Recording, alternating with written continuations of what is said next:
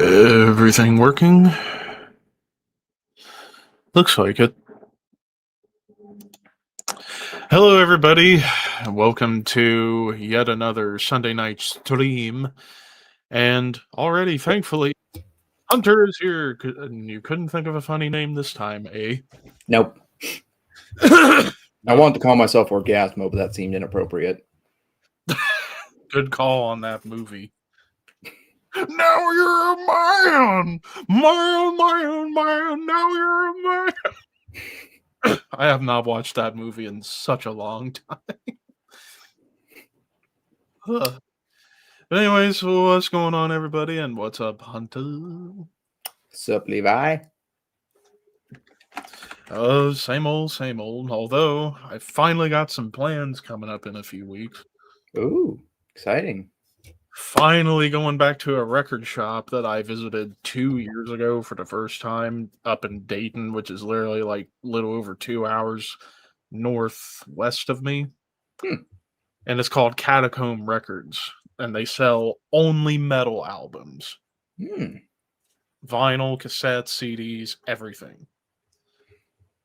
So that was actually where I bought 2 of my drawn and quartered albums from. So yeah, they always get the underground stuff. So I'm curious to see what I can get my hands on this time. Nice. So, because I finally got some spending money after basically half a year of being crazy and buying a bunch of stuff off of digital places, not musically, but other stuff.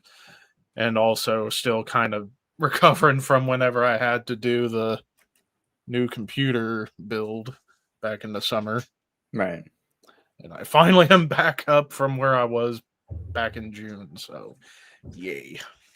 Yay.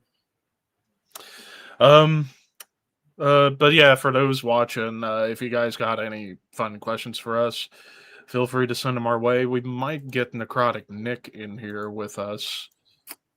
Possibly. Yep. Oh, we got one. Hey, what's up, Mike? Cliff Burton or Geezer Butler? I love both, but Geezer. I mean, without Geezer, there is no Cliff. I mean, I guess if you want to go by that default, sure, but that's a terrible question. Yeah, because, I mean, if you ask me, the top 5 best bassists in metal history are Geezer, Steve Harris, Cliff Burton, Alex Webster, Steve DiGiorgio. Yeah. Those are my picks. I mean, those are the elite bassists in metal history. Yeah, those they're all up there for sure. Anyways, what's up, Tyler? What's up, Tyler? Of course, Mike. What's up, boss? Bausch. Chris, hey, thank you for commenting on the metal tag video. I still need to get in contact with you about something, so yeah, we shall work that out. What's up, Aaron? What's up, Aaron? Already we got double-digit people watching, which, wow, yay. Thankfully, because that last stream was only an hour and not a whole lot was going on, mostly just because I was just, yeah. But how was your Christmas, Hunter? My Christmas? I had a great Christmas, actually. I got a... Same here. Yeah, I got a shit ton of music, so that's pretty fucking awesome. Yeah, meanwhile, like, big stuff I got, like I said, mostly a lot of spending money, which that's basically all I really ever ask for Christmas anymore. It's just like spending money to get whatever after the fact.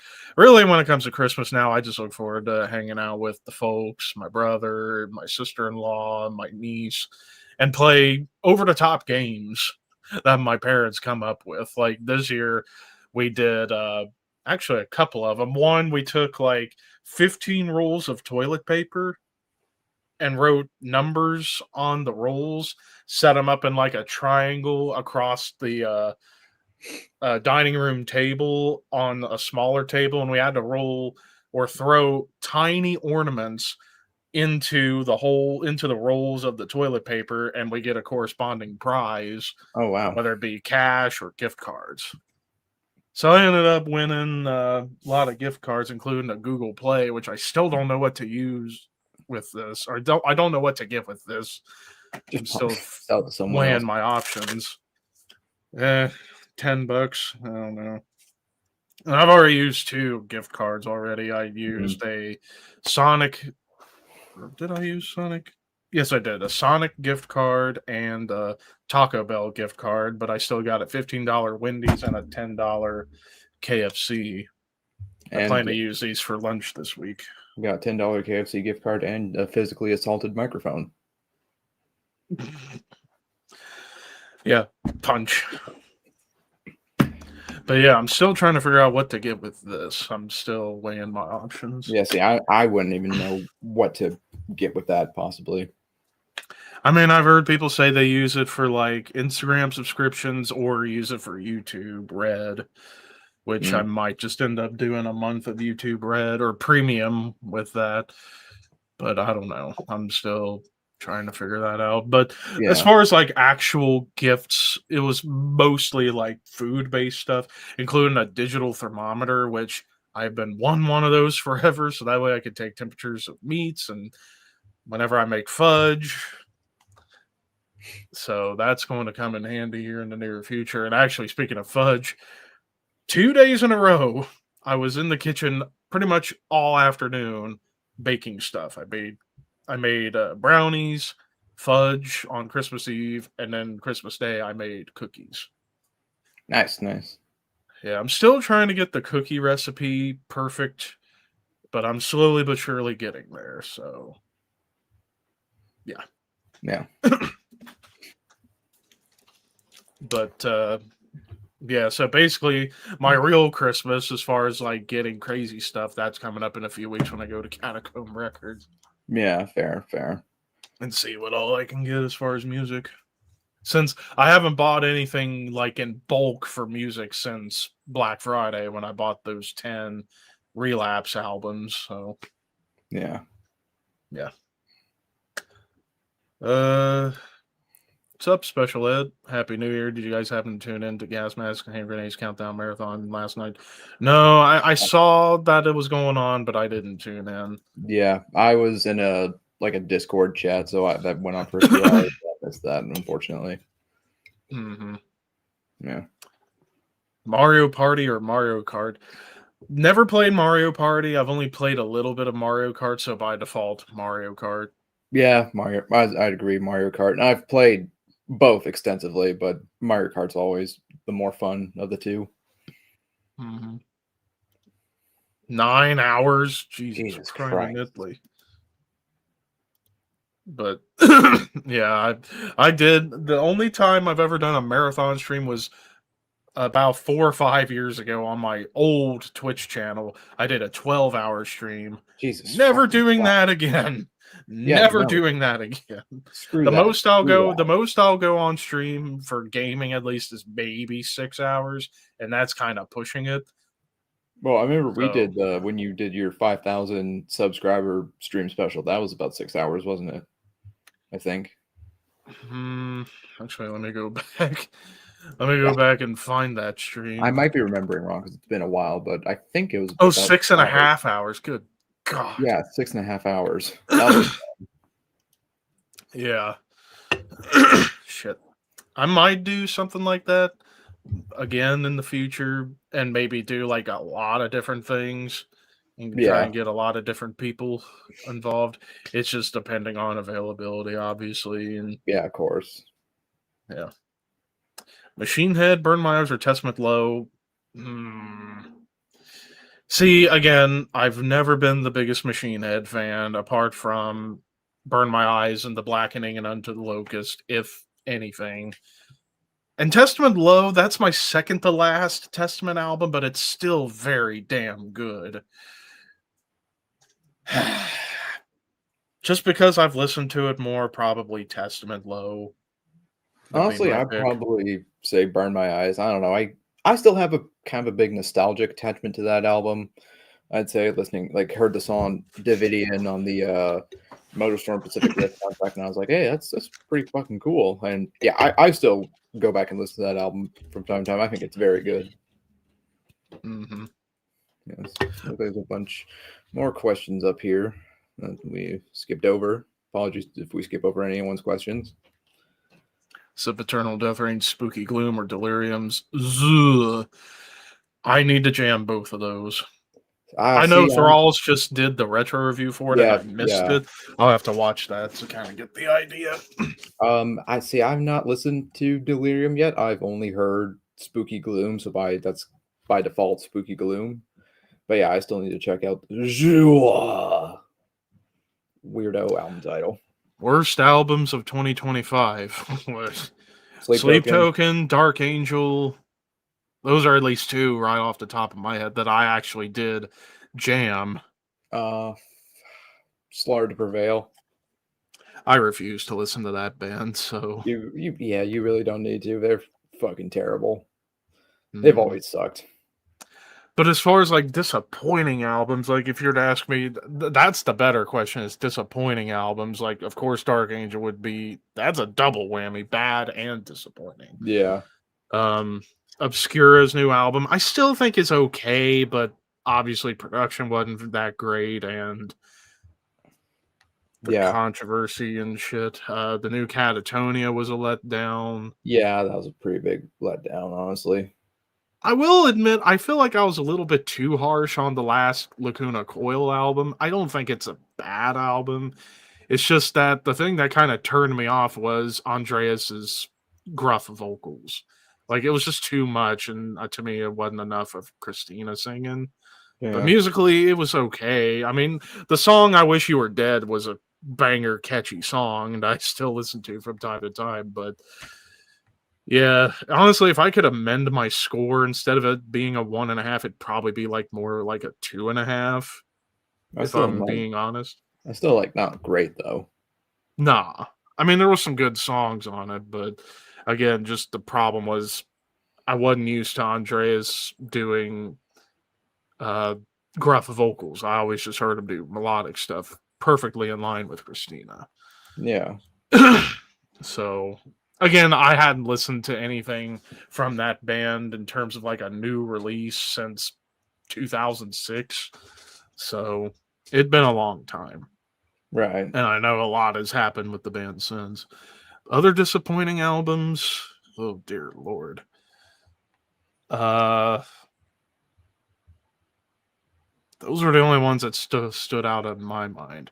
Oh, and we have Nick. Hello, guys. What's up, Nick? Just shooting the shit as we always do. Yep. But yeah, those would be some right off the top of my head as far as disappointing albums that I listened to at least. Yeah, I can't think of too many off the top of my head that like I was actually disappointed by. Dark Angel, Machine Head, new Amorphous, new Catatonia. You're still wrong about Amorphous. No, that I agree with Hunter. It's Eurovision pop, dude. It's even Halo was better than that, and Halo was like I know they've hit a stride with Tommy on vocals ever since. Shit. Oh fuck! What was the album with the yellowish orange cover? Was that Eclipse? Silent. No, it's before Silent Waters. It was Eclipse. Eclipse. There we go. Yeah. They've had a stride there. I think they kind of peaked with Under the Red Cloud. But yeah, this new album's just bland. It's so fucking listless. It's not even heavy, honestly. It's kind of like they wrote a pop album, kind of a folky pop album for like ski resorts in Finland. And the new Catatonia too. I definitely do agree about Catatonia. I think that new Catatonia is probably their worst album to date. Yeah, it could be. I'm not a big fan of with the fucking blue cover one. Oh, Tonight's Decision. I've never been a fan. I really like that album, actually. I really like that album. But yeah, this new one, which is weird though, because the last 3 albums have been predominantly, if not all, Jonas Rentz doing the writing, like vocals, music, all that. Anders wasn't heavily involved. I don't know. I feel like maybe this new Catatonia album just needed to like wait in the oven a little bit longer because it just came out. It feels like just kind of half complete ideas, honestly. Yeah, there's a couple of songs that felt more complete and a really odd pick for a Kiss cover. Yeah. But honestly, that was one of the better songs on it. It was more memorable. It was more cohesive. A lot of it just felt like ideas stitched together. Whereas Sky Boy of Stars Was cohesive. Yeah. hooky, catchy fucking songs. Yeah. And if they chose to keep going in that direction, you're right. Hey, I got nothing against solid hooks and big riffs and such like that. Especially if you're doing it really well, go with it. But this one the songs just meandered all over the place. They were wandering around like a drunk in the fucking streets. Yeah. I've been there. It's not cool. You get picked up that way. Yeah.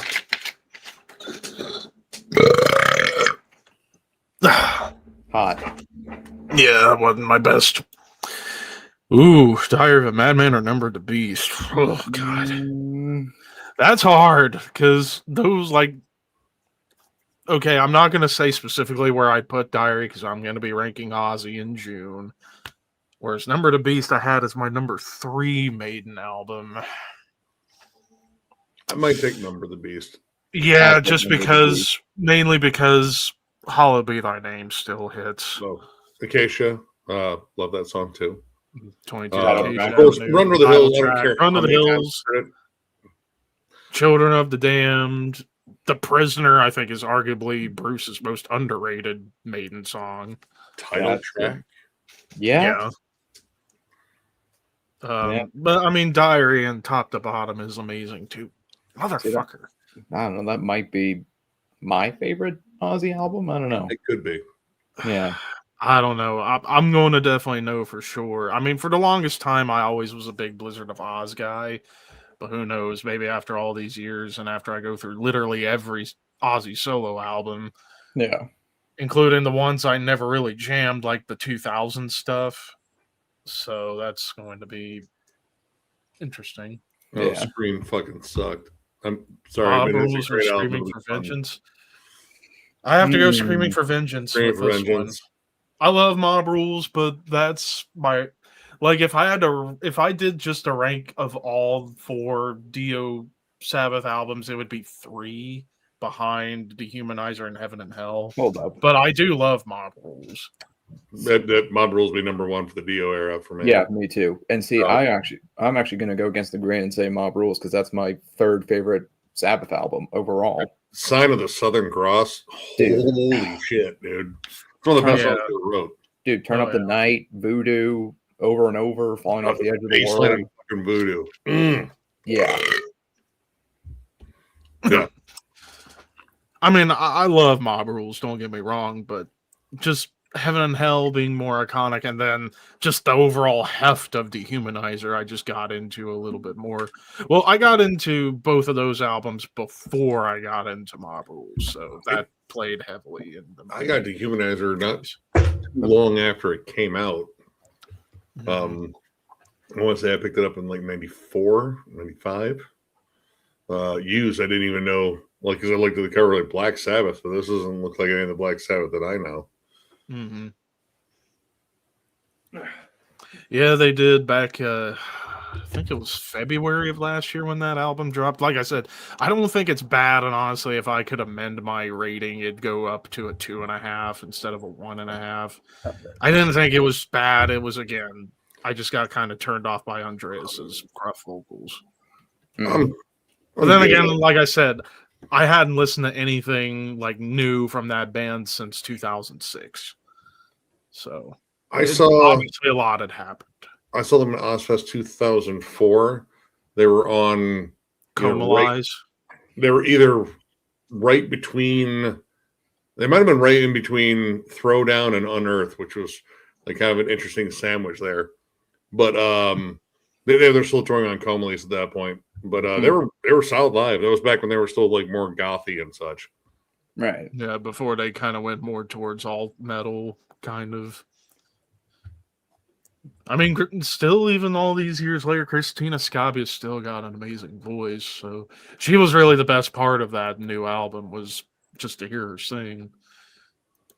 Thoughts on the new Megadeth singles?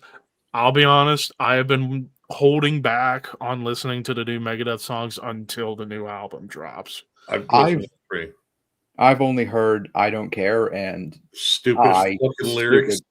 Stupid fucking. I have heard about the lyrics being dumb. So, well, I mean, all right, like Dave is capable of smart lyrics, like some of the socio-political stuff. You know, while I don't always agree with it, and while it sometimes meanders all over the place, like this is a lot of get off my porch politics. We're still blaming the UN for everything, whatever. But at least they're well composed and thought out to a degree. Mm-hmm. Yeah. The lyrics on these new songs are just like the most basic thrash tropes. Like, yeah, we don't care about stuff, and we got kids doing fucking skateboard tricks in the video because we're young and hip, brother. That's right. Wait, let me just check my beeper here. That's the kind of energy that puts off sadly. But I mean, all three songs though have been fast. They've been very thrashy, a lot of heavy machine gun riffing. A fair amount of soloing from Dave too, as well as Timu. There we go. God, there's gonna be some jokes there. Yeah. But he's awesome too. But I mean, it's so far on the three singles they released, it sounds more like a straight up thrash album. Like I think he's trying to go out with like the most old school thing he can. Yeah. But I think he's trying too hard in the lyrics to go through the thrash tropes. Like the last single with the Street Fighter themed video was a bit much because Dave's like the fucking ultimate guy to fight in there in his gi versus all the people that are like, 35 years younger than him. Yeah. Like, we gotta watch out for Dave. There's a little bit of cringe associated with this so far, but musically, I don't think it sounds bad. Definitely. So judging by what you're saying, it's almost like Behemoth's last album, where like the music was killer, but the lyrics were dumb, or the title. God poopy. It sounds like it's essentially the same situation. It kind of like. He's done better lyrics before. He's done probably worse lyrics before. I mean, but lyrically, it's one of those like if I couldn't understand them, I probably wouldn't I wouldn't have an issue with them. But because I can hear them, it's like, dude, these sound like edgy fucking like 12-year-old. Like, I'll fucking show you, Dad. You're not my real dad anyway. Fuck you. And by the way, speaking of Dave, I've come to the conclusion, especially after watching an Instagram video of a dude who does like vocal tutorials and also does like videos of like trying to figure out how these vocalists sound the way they do. He put it together perfectly. Dave Mustaine, especially when you hear him say, "Watch him become a god," he almost sounds like he's SpongeBob trying to throat sing and quack like a duck. I mean, yeah. Because he was doing it step by step, starting with ducks quacking and then trying to throat sing, and then SpongeBob going, "Ah!" And then he does them all together, and it's like, that makes total fucking sense. Yeah. Now I can't unhear. You remember Rocky and Muggsy from the Warner Brothers cartoons? Shut up. Yeah, the little short, like fucking guy with the hat that was too big. He reminds me of like that one, except he's like the snotty short bully kid. I'm gonna kick your fucking ass. Like, all right. So him and Beavis kind of combined. It is comical. I mean, I don't hate his vocals, but I'm not like, oh my god, his vocals are the most amazing thing, and they certainly aren't now.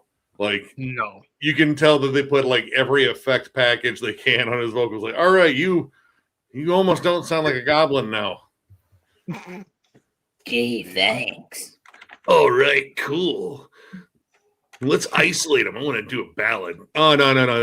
We don't have that. We don't have that setting. Please no. I want to do a To Le Monde Part 2. The electric. We did that. We didn't ask for it. Well, I'm gonna do it part 3. Need me a Dude, new then Breaking you're Benjamin album. following Metallica territory. We don't want that either. Need me a new Breaking Benjamin album. I haven't listened to Breaking Benjamin in a long time. Same here. I think the last album, or at least songs from an album I jammed, was I Will Not Bow, and that was like 2009. I know they had like a big split, and then I forget the fucking frontman, but Ben he Burley? got a new, Ben Burley. He got a whole new lineup, and I just hadn't kept up. And they were kind of one of them gateway bands I got into when I was a preteen, thanks to video game soundtracks and whatnot. Yeah. Halo. For me, I think the first time I ever heard Breaking Benjamin was the SmackDown vs. Raw soundtrack.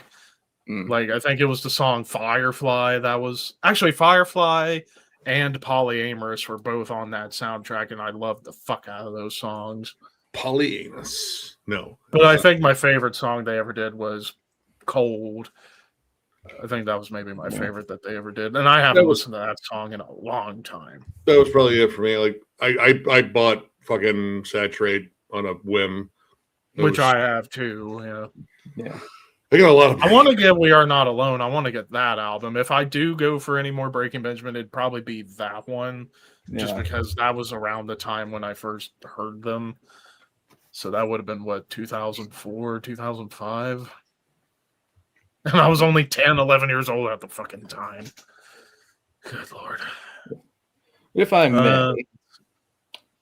may divert for a minute, I think I'd like to show off a couple CDs that I acquired over the holiday season, if that is all right. Oh, go ahead. Go. Please, let's see what you have purchased, young hunter. All right, well, this first 4 I got in a metal store in Nanaimo, which a pretty cool couple runs it. Very, very awesome little store. But Nick, I think you'll like this first one if you can see it. Oh, dude, Unsane. Fuck yeah, dude. Yeah. I mean, this was a total blind buy for me because I never listened to this band before, but I was like, you know what? It's $10. If I like it, I like it. If I don't, I don't. It's $10. But pretty good. Like I said, the theme with all their artwork is blood splattered on something. Yeah, I really, really dug this album. Yeah, I think Where Fuck is probably my favorite song off here because, I mean, it's very apt and relevant. Before or after Visqueen? Visqueen's a really good one, too. I believe this was, what, 2017 this came out?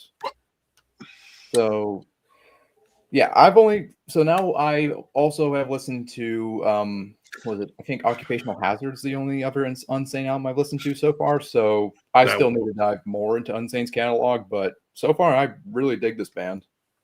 Oh, Unsane's awesome. Like I said, it's a different kind of heavy. It's constantly squawky and noisy and just angry. Yeah, it's not like a metal heavy, but it's still heavy for sure. Oh, yeah.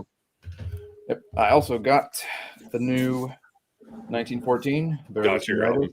Yeah, it is. Really good album. I still don't think it's as good as the previous 2, but I still do really like this album. Blindly in the Blind might still be my favorite. So, but I think all 3. That's the only one I'm missing. Well, the first one's Escadon of War is pretty good, but it's these last 3 that have been just fucking amazing. Like in terms of like the amounts, like separating them in terms of a ranking would be minuscule. Yeah.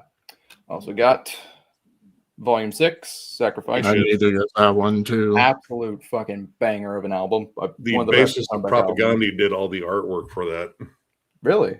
Yep. Those 2 are like pretty attached. They've done a split in the past. Oh yeah, I know. I remember that. Yeah, pretty cool. And this was the final CD that I bought for myself. This is Sabat in Venom, their debut Japanese pressing with the what the fuck do you call this thing? Domo, whatever. Bodhi Stripper. Yeah, strip. Yeah. Yeah. So another pretty good one. And these are all CDs that I got for as a gift. So I'm just gonna quickly rattle through them.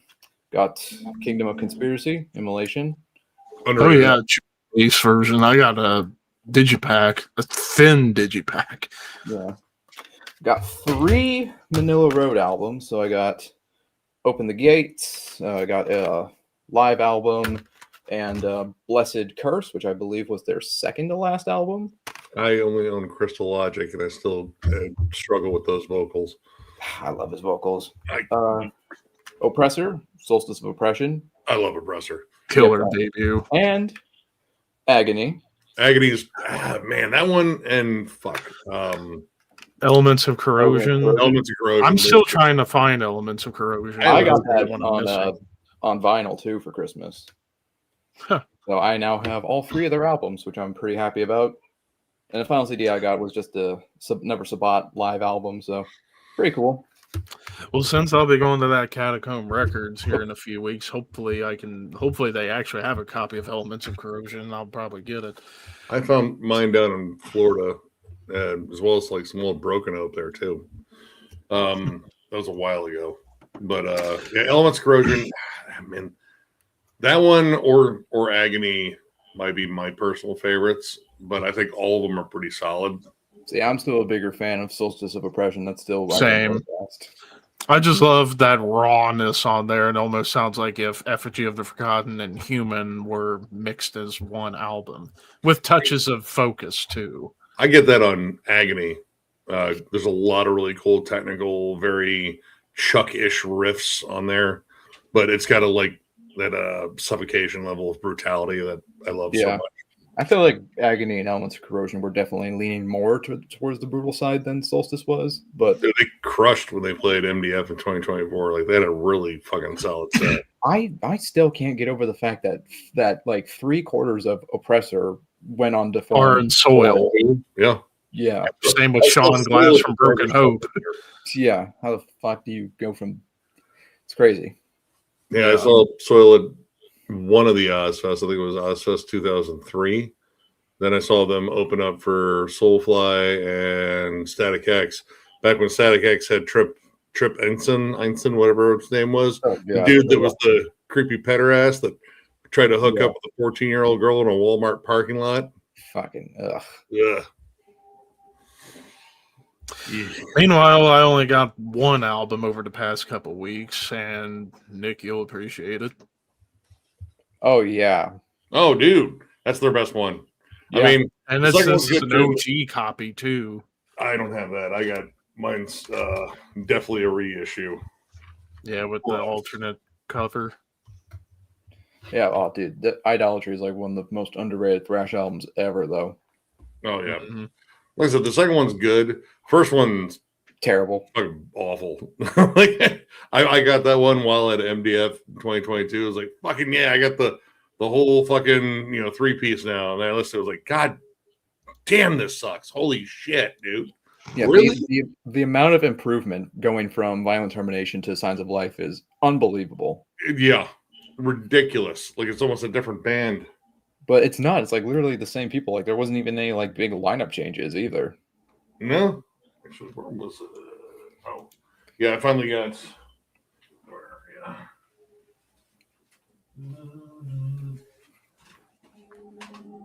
there we go. The Ominous Circle. Oh yeah. Dude, this is some awesome levels of darkness. Very much in line with like Immolation, kind of Portal-ish, but way more riffy.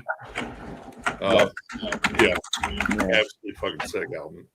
What's the band called? The Ominous Circle, and the album is called Cloven Tongues of Fire. You're essentially inviting the devil into your house, Levi. Be careful. And then I got my copy of the new Veil Burner finally in the mail. I still need to get into that band. Same. It's strange. Yeah. This they is don't- probably their most accessible release, and it's still absolutely bonkers. Don't they release an album like every year? Well, it's a studio-only project since it's only 2 people. Okay.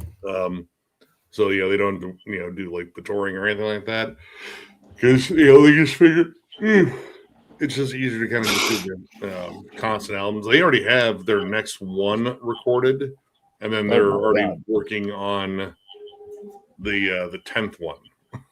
And all of them have like a weird. There's a lot of strange themes and such in their music, like Gnosticism and rituals and occultism and shit like that. Yeah, well, even just looking at the like similar artist tab on Metal Archives, like Don Amesgard, Akrikaki, Blue Nose Nord, Deathspell Omega, Ronzi Pazuzu, all very strange bands. Oh yeah, there's stuff in there. Now, this one being a little bit more, I wouldn't call it like contemporary, but there are like fusiony metal, like melodies. Like there's a moment on there that definitely screams cynic for a moment. There's some stuff that remind me a lot of Strapping Young Lads' Alien. Yeah, I don't know. They're just kind of hard to describe. A lot of the vocals remind me of Attila. Except it's Attila Chihar. Multi-tracked, so they're surrounding you. You're like in a swirling fucking argument between multiple personalities. It's very unnerving at times. Yeah. Grand Declaration of War, Revelations of the Black Flame. I've only jammed one night 1349 album. That was the last one. So that by one's default, all ambient noise one. Neither of these albums are good in my opinion. No. I still like a few songs on Grand Declaration of War, particularly Time to Die, because of how brutal it is. And Crystallized Pain and Deconstruction. I do like that song, mainly because Hellhammer's drumming on that song is absolutely bonkers. So, Turbo or Ram It Down? Turbo Neither. for me. If I had to pick one over the other, it'd be Turbo. I would probably take Turbo just based on Turbo Lover and Out in the Cold. I don't like much of Ram It Down outside of like the title track. See, I think the title track is better Monsters than anything off the Turbo. So Monsters of Rock's all right. Yeah. I mean, neither one are great in my opinion, but sorry, Leo. Interesting. Master of Puppets or Awake? It's got to be Master of Puppets. I love Awake. But they're both my favorite albums from each of those bands, but it's got to be Master of Puppets. Without Master of Puppets, there is no Awake. So wait, is this Awake by Dream Theater? Not Godsmack. Okay. No. Man, I'm kind of surprised you went there first. What? I don't know. I like that album, but even I'm like, why? I'm not, listen. I'm not a Godsmack or a Dream Theater fan, so. Let's see what else. Which video are you referring to? The Dave Mustaine duck throat singer. Oh yeah, from Instagram. Yeah. I think I shared it as a story post one day. Oh, you dirty, rotten bastard, Mike. Those are my number ones from both bands. My second favorite Maiden album versus my favorite Priest album. It's Painkiller for me. My third or fourth favorite Priest album. My number one Maiden album. So yeah, Power Slave. Power Slave, the song alone, that's like a top fiver right there. I'm going Power Slave just because Rhyme of the Ancient Mariner. I love that song. Let's see. Dude, Dungeon Bastards is a fucking kick-ass album. That band is so much fucking fun live too. Yeah, I still need to check out Ghoul. Ghoul it's ridiculous. I mean, it's what's his name from Impaled? Sean McGrath. Yeah, Sean McGrath also. And Ross Sewage. And they just wear fucking blood-caked fucking hoods over their face and crack jokes. They're like kind of like a heavier Gwar, I've seen people call them. Yeah, like a more thrashy, death grindy Gwar. Kind of punky too. Okay. Yeah. I have heard a couple of songs, particularly Rock Gut, and I'm thinking, dude, this just sounds like if Gwar and Carcass were combined. Off With Their Heads is a particular favorite. That one's, I think, kind of like the one they play like at every show, like their Ace of Spades. I got to see them with Necrot and Dead Heat and Municipal Waste. Power Slave or Master of Puppets? Mike, why must you insist on torturing my brain? Power Puppet. I gotta go Master of Puppets because again, that's if it wasn't for that album, I'm not a metalhead. So See, again, it's anything against Master of Puppets is gonna lose, no matter who it is. See, for me, again, it's second favorite Maiden album versus my favorite Metallica album. So by that metric, Master of Puppets. Will you quit knocking off my shit, you little twerp? Power Slave, because that's my second favorite Metallica album. Oh shit! That one's Now this is even harder. Ride the Lightning for me. I'm gonna go with Peace Cells. Peace Cells is that's my shit. I mean, these are both my number 2 favorites from these bands. These are both my number 1. Yeah. But Peace Cells, I just have a special connection. I used to listen to that album almost every night before I went to fucking bed in high school. I'd say probably Peace Cells because there is no escape on that album. I'll take Escape over I Ain't Superstitious. I like that one because it shows the blues and fucking rock connection, and it works. Plus, there's no Devil's Island on Ride the Lightning. Or Good Morning. Conjuring. That the riff in the second part of The Conjuring is one of the best thrash riffs ever.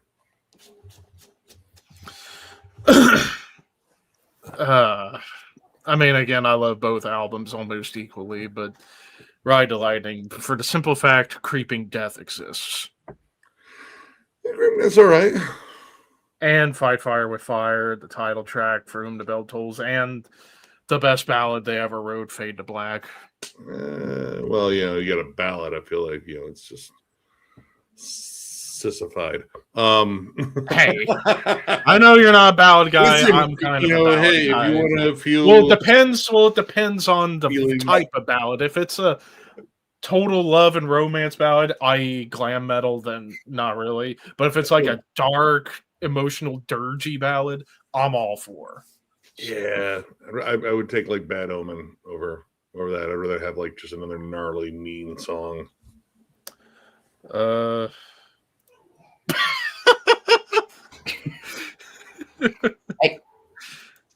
Not again. Oh, see him. He's looking at those. Oh, he's looking. He is looking at those flags, man. He's looking at that candle. You better not touch him, or I will beat you. No touchy. No touchy. Well, you have to fucking catch me, bitch. I'm fastening you. I'm gonna take this Candlemass flag and shit on it. Yeah, that's he's exactly still looking at it. Oh, now he just like, oh no, I'm just licking my back now. It's nothing. I wasn't looking at your flag. I wasn't gonna destroy it. I just want to watch. Why are you so paranoid, man? Oh, now he left. Shit. He's gonna come back there later. Yeah. Well, it's a Peace of Mind or Heaven and Hell. Heaven and Hell for me. Peace of Mind. That's my favorite Maiden album. Dude, Die With Your Boots On fucking annoys me. That's a good song. That chord, you gotta die with your boots on. Your boots better be on when you die. Are your boots on? Are you dying? Well, fucking put on your goddamn fucking boots, lace up, motherfucker. you dying fuck. Where are your boots? I like that song. I like the song, but I hate the fucking chorus. I'm so fucking... Dude, it is the most repetitive, annoying chorus. I'd probably go Heaven and Hell, though, because Heaven and Hell's... I love Heaven and Hell, too. Don't get me wrong, but Peace of Mind. Rain and Blood or Pleasure to Kill. These are both my number ones from these bands, but I gotta go Rain and Blood. Even though, personally, I'm a bigger fan of Hell Awaits, objectively, Rain and Blood is the better album, so... See, Rain and Blood was my number... I think these are both my number 3 from these bands, so... Rain was my number 1. Extreme Aggression, though, is probably my number 1 creator. See, I've always been a bigger fan of Hell Awaits and Seasons in the Abyss, so I take those two over Rain and Blood. I mean, I'd still probably say Rain and Blood over Pleasure to Kill, though. I want to be at 4. I don't know. Like my first one I got was, first one I ever got was Haunting the Chapel. But when it came down to albums, like I think I got South of Heaven and Rain and Blood right around like the same time. I was like, Jesus Christ, this is like two sides of a very evil coin. Yeah, I put South of Heaven. I think when I did my Slayer ranking, that was number 5 for me. I think that was my 4. If I remember right, my top 5 was Rain and Blood, Seasons in the Abyss, Hell Awaits, South of Heaven, Show No Mercy. See, my number, it was, for me, it was Seasons in the Abyss, Hell Awaits, Rain and Blood, Show No Mercy, South of Heaven. So I think mine was Rain and Blood. I think it was Seasons in the Abyss. It might have been South of Heaven. But I think it was Seasons. I think it was Rain, Season, South of Heaven, Hell Awaits, and then I think you may have had Was it Christ Illusion? Yeah, Christ Illusion. I like Christ Illusion. number 5? I like it too. I still need it. I think I need to get that one. Maybe World Painted Blood, but especially Christ Illusion. That one. World Painted It's got a Blood's couple of okay. songs that are pretty good. Oh no, I got the special edition one for Christ Illusion with the lenticular cover. That had Final 6 on there. I have 4 I need words. to get that version. I have 4 words for World Painted Blood: Americon and Playing with Dolls. Yeah, but Then again, I you- like the you title running? track, Human Strain. Psychopathy Red is a really good song. Yeah. Red's fucking sick. Yeah. But really, those 2 songs really do drag the whole album down, in my opinion. Well, even the title track's kind of it's Yeah. okay. It's, Unit yeah. Unit 231, Psychopathy Red, and there was another one on there that I did really like. Snuff.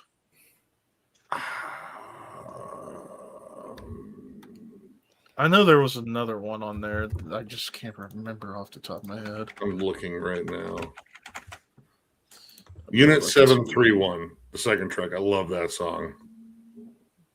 Hate Worldwide. That was the one I was thinking. Hey, of. we're I one like or public display of dismemberment. Mhm. Fun for the whole family. Yeah, duh. Seventh Son or Point of Entry. That's Seventh a very Son. easy choice. Seventh Son. That's not even a contest. Yeah, I'm not even like the biggest fan of Seventh Son, but it's better than Point of Entry. Point That's of my Entry second favorite Maiden album. has a couple of really Really solid good songs. songs. Head Out on the Highway, one of the best driving songs Yes. everywhere. Desert Plains, Desert Plains and Solar Angels. Solar Angels. There it is. That's Yeah. it. The rest Other of it than is that- a lot of Mixed bag. cocaine inspired fucking little rockers. Like, what do you think about this one? Like, oh no, too high to give a fuck. You know how much money the label gave us? We're It's- fucking around on an island full of booze and drugs. It's mostly filler, that album. hmm Whereas Seventh Son, I love that album top to bottom, where they decide to go prog almost. I mean, there is a lot of like 70s prog rock on that album mixed with their token You know, sound. Moonchild is cool. The Clairvoyant's cool. Evil That Men Do is one of the best Yeah. songs they ever did. And I think that the one's good. Clairvoyant, hell, even the Prophecy, especially that ending acoustic melody. That's one of probably my favorite Maiden acoustic melody. I like Only the Good Die Young. That's a great closer. Um, And I like the title track. And yeah, Can I Play with Madness? Yeah, it was a little over the top, but I still love that song. It's- Who cares if it Can sounds I like play with Genesis. my balls? and I It's love easy. Genesis. I forget Yeah. where I put Seventh Son when I did my maiden ranking. I think it might have been like 8th or That's something. Where I put, I think That's mine would about be- where I think Nick put it too. I mean, I know Shred and I would bond immediately over Seventh Son because I know Yeah, he I- had his Power I- Slave. as well. I would bump up Killers over Number of the Beast. Killers was my first Iron Maiden album. I'm firmly attached to that album. I mean, I would put honestly, I'd take both Diano albums over Seventh Son. See, I like the I self-titled. like the debut, but the production's not Production's good. pretty fucking weak, but dude, fucking Family Operas, like that's another fucking favorite right there. Every track off the self-title is amazing. Like Remember Tomorrow, Family Opera, Mhm. Running Free. The song Iron Maiden is killer. Charlotte the Harlot's a little kitschy. I don't know. Well, I mean, that's kind of like the Oh. prequel to like 22 Acacia Avenue, I guess. Yeah, I don't know. Ooh, Aaron really pulling on this one. Epicus, Doomicus, Metallicus are Born Too Late. Epicus, Doomicus, Metallicus. Born Too Late's a good Saint Vitus album. It's not my favorite. See, I think that's the best one. Ooh, Oh, man. mine's a bit more of a deep cut. If I had to pick right now, it'd be Die Healing. No, I love that one too. Like early Saint Vitus is absolutely untouchable, but see, if it was Nightfall or Tales of Creation, I would have gone with Candlemass. But I'll say Born Too Late. I've You, I you think need to I'm look gonna into the go. crystal ball, Levi.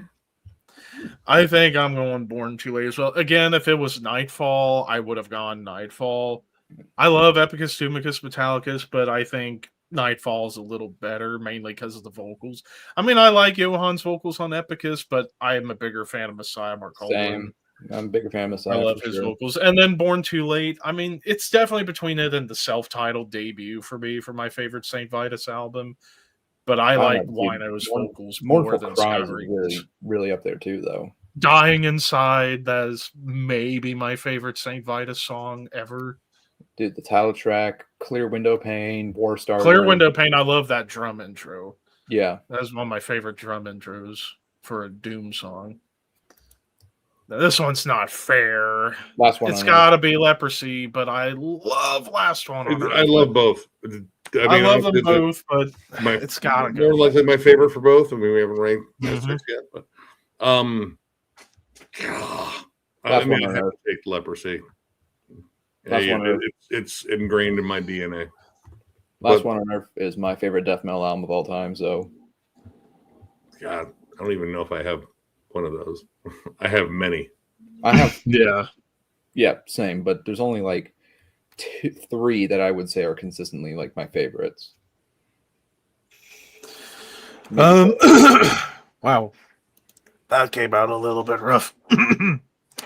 But anyways, while this was going on, I was scouring through Tier Maker on your account. Mhm. Looks like we got ourselves quite a few new lists and an update to one, Yeah, a couple one of the updated recent ones. ones we did. Couple updated ones. Let me go get a fresh water. Be right back. Alrighty. Meanwhile, I'm still getting all this going. But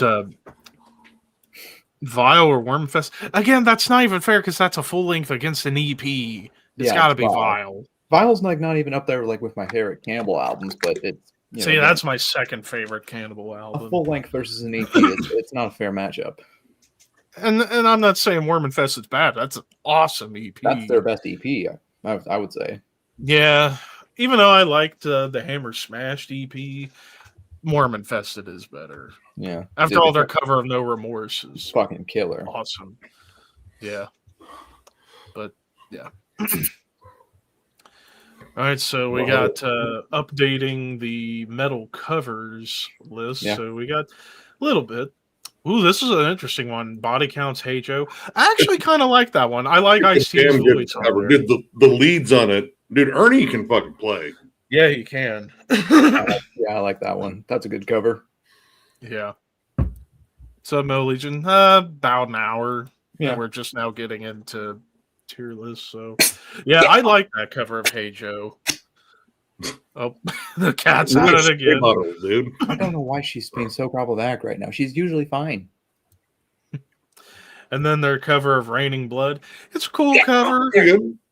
It's pretty That's a good, good but I wouldn't say it's near as good as Hey Joe. But I think the intro to it is more endearing because, Ice telling the story about like Ernie's love of that shit and, and Ice working with Slayer on Disorder and such. Dude. I fucking love that song. Shame her. Tell her she's being bad. All right, get out of here. You. The cover of Ace of Spades. I have actually not heard this cover. It's pretty good. I mean, it's very straightforward. I would just say good. Like it doesn't jump out, but it's not terrible at all. Oh, Actually, you know what? Honestly, since I hadn't heard the Ace of Spades cover, you know what's a body count cover that should have been here? Their cover of Institutionalized. Dude, I love how he updated the yeah. lyrics to like that time frame 12 years ago, and it was so fuck a funny. vegan. I don't give a fuck if you eat sawdust. I want to play on my Xbox. What the fuck you talking about, bitch? Right. to It's answer called police. to answer Ace Cannon's question here, that's a very easy one for me. Cathedral. I like Cathedral. I think that one's more for Nick. Spooky Lee Dorian. All right, that last Cathedral song that they misplaced a fucking half an hour song. I don't know how they did that, but it was good. Spooky Lee Dorian. I'm gonna creep you out. Ooh. Anyways, Crowbar, Remember Tomorrow. That's a pretty good cover. It was a pretty good cover. I mean, I like that it is kind of like a reimagining. Yeah. It's extra gloomy. Yeah, getting into definitely giving it a little more heft. Oh Mm. God, I know this cover coming up. Yep. Yeah, right from the institutionalized cover. Oh, is this Devil Driver doing Say Sail Yeah. by AWOL Nation. That Sail. song, yeah, that song was like one entire fucking summer, and then it fucked off into obscurity. Yeah. I mean, as far as like metalizing it, I would say they did a pretty decent job. I was kind of annoyed by that song, so I'll throw it in okay. I don't like that song, the original. Fear Factory Dog Day Sunrise. Originally done by Head of David, which was a Justin fucking Broderick. project Justin that had, Broderick's band he was in at one point. yeah. I really like that cover.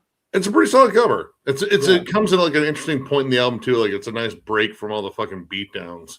Yeah, I agree. But meanwhile, their cover of Cars, Cars is that's fucking my awesome. opinion, Goated. top Dude, tier. and we got Especially Gary getting Newman Gary on. Noonan to Yeah. join in on it is I reason gotta enough. check out more of Gary Newman's like newer stuff. Apparently, he's got like some pretty cool shit that's been coming out. Him, Wicked Game. Honestly, I know if Ricky were here, he'd probably say this is a top tier cover. Yeah. honestly, it's a pretty decent cover. It is a pretty decent cover. Hell, I'll even give fucking Corey Taylor some credit for his cover of it too. I like that song. Like that's the only Chris Isaac song I know, but it's a good fucking song. Plus, I think the video he spends the entire time lounging around like with a half naked fucking supermodel. Poor Chris Isaac. Yeah. Jag Panther, The Wreck of the Edmund Fitzgerald. Wait, Yep, they covered never Gordon heard of this. Lightfoot? Yes, they did. I have never heard this cover, so but I'm kind of I fascinated. don't know with- where I you think- put it. Good. They don't go like too over the top with it. Like they just kind of. I actually think instrumentally they do it pretty well. The vocals, admittedly, are a little bit strange. Like I read one comment on YouTube that said Stewie Griffin covers "Wreck of the Edmund Fitzgerald," which is kind of accurate. But I think it's a good cover. It's still nowhere near as good as the original, in my opinion. But the fact that a power metal band would cover Gordon Lightfoot is interesting. okay. All right. Is it as absurd as like Flesh God Apocalypse covering Eiffel 65 though? No, few things are as absurd as that. No, yeah, I agree. Lacuna Coil, Enjoy the Silence. I do love this cover. Okay, my issue is mostly with the song choice because holy shit, I swear, like that span of time when that album was out, everyone Yeah. covered "Enjoy the Fucking Silence," and I love that song, but there were too many bands doing it. Yeah. 'Cause Although know- I will say, I did bring this up in one of my more recent videos about like 10 metal covers I would love to hear. I would love to hear Hooded Menace try Enjoy the Silence and do their own take on it. No, do a different fucking Depeche Mode song for fuck's sake. Like I love. There are other songs on Violator that are amazing. Like do Policy of Truth. But I mean that is a solid cover. I love the fucking song. But just there are other Depeche Mode songs. Dude, even like Finger 11 did a really cool cover of Walking in My Shoes. Fucking nailed it. They actually crushed that fucking cover. Mudvayne, King of Pain. No. Trash. Oh god, that is a trash ass cover. I Fucking never rock heard shit. it, so I guess I'm not missing much. Skip it. A D tier new metal band covering The Police. Oh dear. Opeth, Remember Tomorrow. This is top Yeah. tier. Oh, it's beautiful. I love this Yeah. cover so much. I mean, that was actually funny enough. One of the first things I ever heard from Opeth was that Remember Tomorrow cover. I And heard that was like 2012, 2013. I heard when I that heard one on a compilation before I ever heard it on My Arms Are Hers, or like the special edition of it. Mm. It was on a compilation called The Black Tapes, which were all like death and black metal bands doing like covers and shit. I think Enslaved did Procreation of the Wicked on there. Mm. I have to check. I haven't checked that album in a while. Yeah. Paradise Lost, Small Town Boy. It's been a while since I own that album, but I don't listen to that era of Paradise Lost that Yeah. much. I think that was my second to last Paradise Lost album when I did the ranking. It's not a great album in my opinion. Host is all right. I mean, I I don't like know. Host.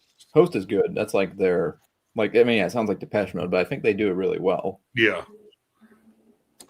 Sabaton 1916. Trash. I haven't heard this one. Trash. I haven't heard it, but I'm just going to Fucking- assume it's fucking terrible. Dude, it's fucking dog shit. They took like the saddest, most depressing song Motorhead ever wrote and turned it into this generic, bombastic, and themic power metal song, and it blows.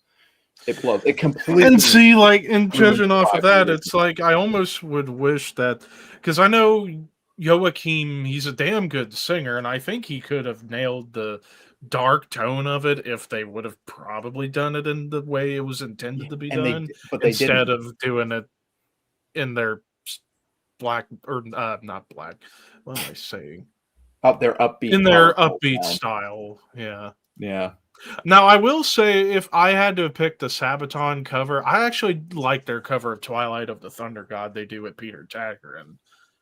I actually think that's a pretty good cover. Because, I mean, if you take Death Growls out of that song, it's essentially a power metal I song. mean, you can take the Death Growls out of like 90% of Amon Amarth. It's a trad metal song. Yeah, and I thought Sabaton's version of it was really cool. And getting Peter Tägtgren to do the growled bridge was pretty cool. So, Slayer, Dissident Aggressor. Amazing. I I'm- love that cover. I'd say amazing.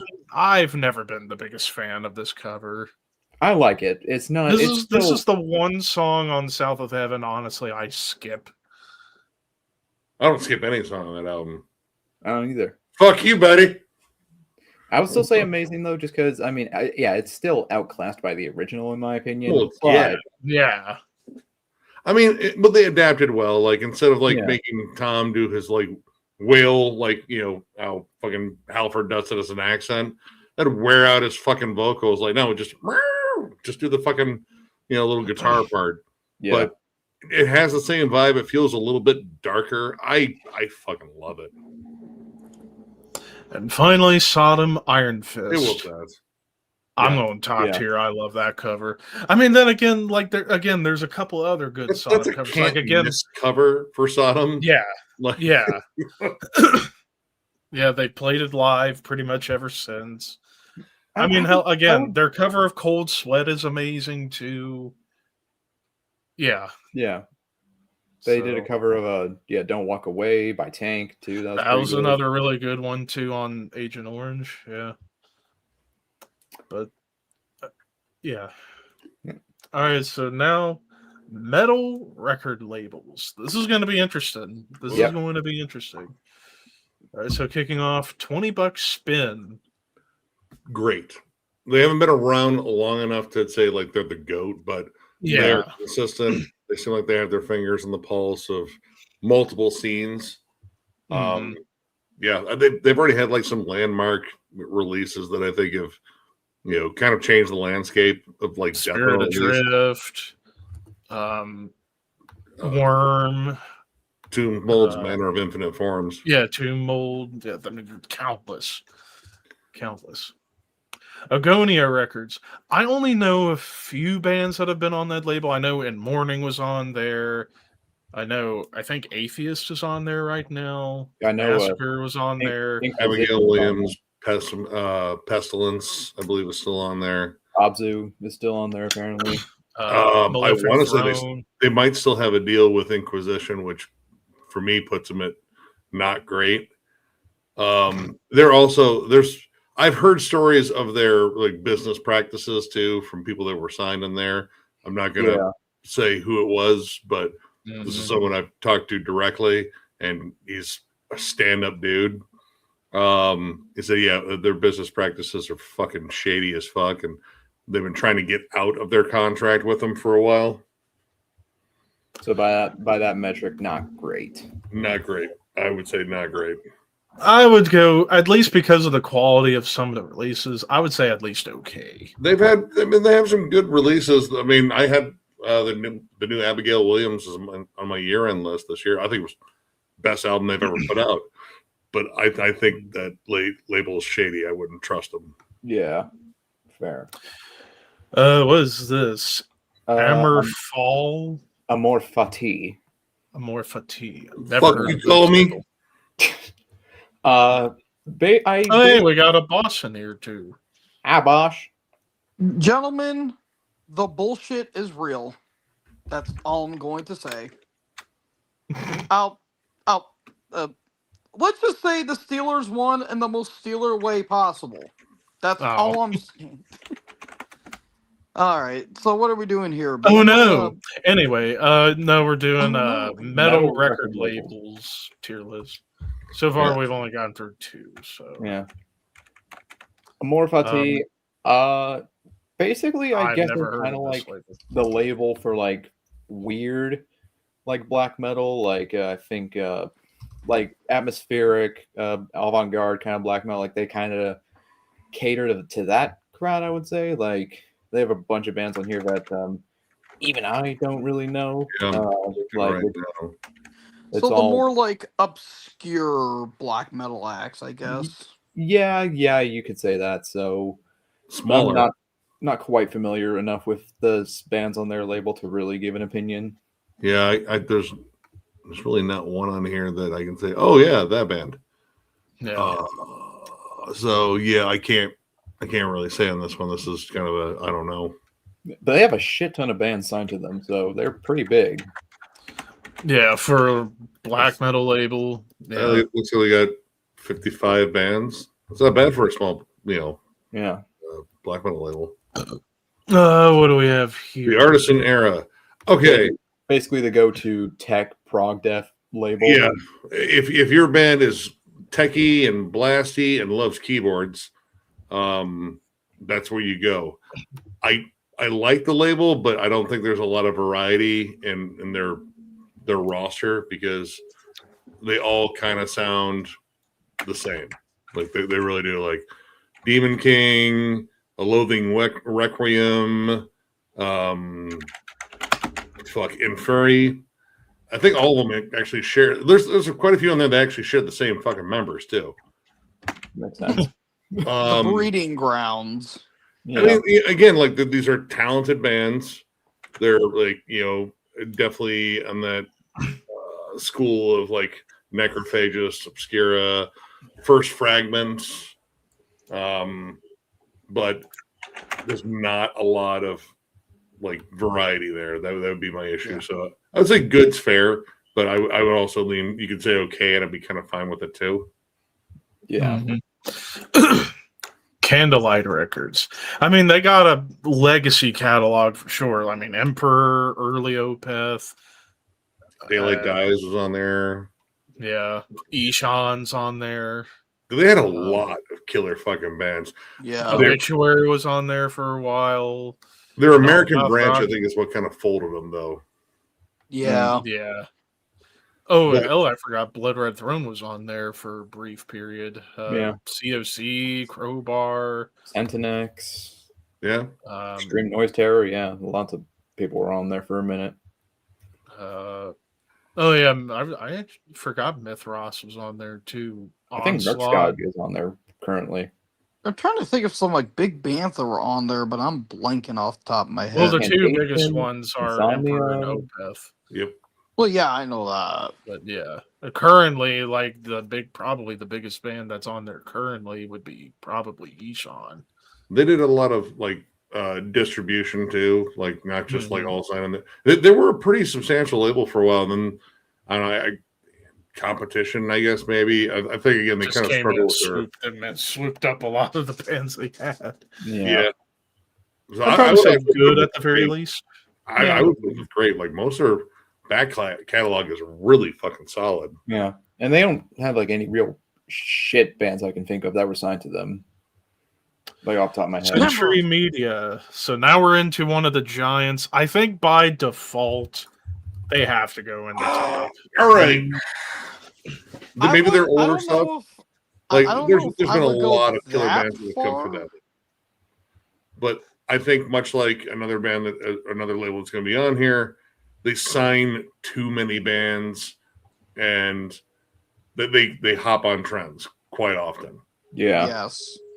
Some of them are good, but like I don't know. I sort of calling them a goat at this point. Like I still say great is fair. Like for the most part, they've been really consistent. They've signed a lot of killer bands. Like in terms of a label that had its finger on the pulse of the whole melodic death metal scene, like it was them and Nuclear Blast, and maybe like Earache a little bit. Yeah. But I don't know. I mean, I still think they're like a top 10 label, but I wouldn't go as far as to say. Like, Well, keep in mind, 3. boss, we still got a ton of more labels to go over. So. Yeah. Well, yeah, I know that, but I mean, again, legacy and top tier quality from certain bands, it has to put them at the top. yeah, Not the best, but amongst the best. I mean, hell, yeah, they got a lot of trendy bands on there right now, like Born Ashore, Mental Cruelty, but you still have, Asphyx has been on there from the very beginning, have never left. You got Blood Incantation that just went over there. Worms now on there.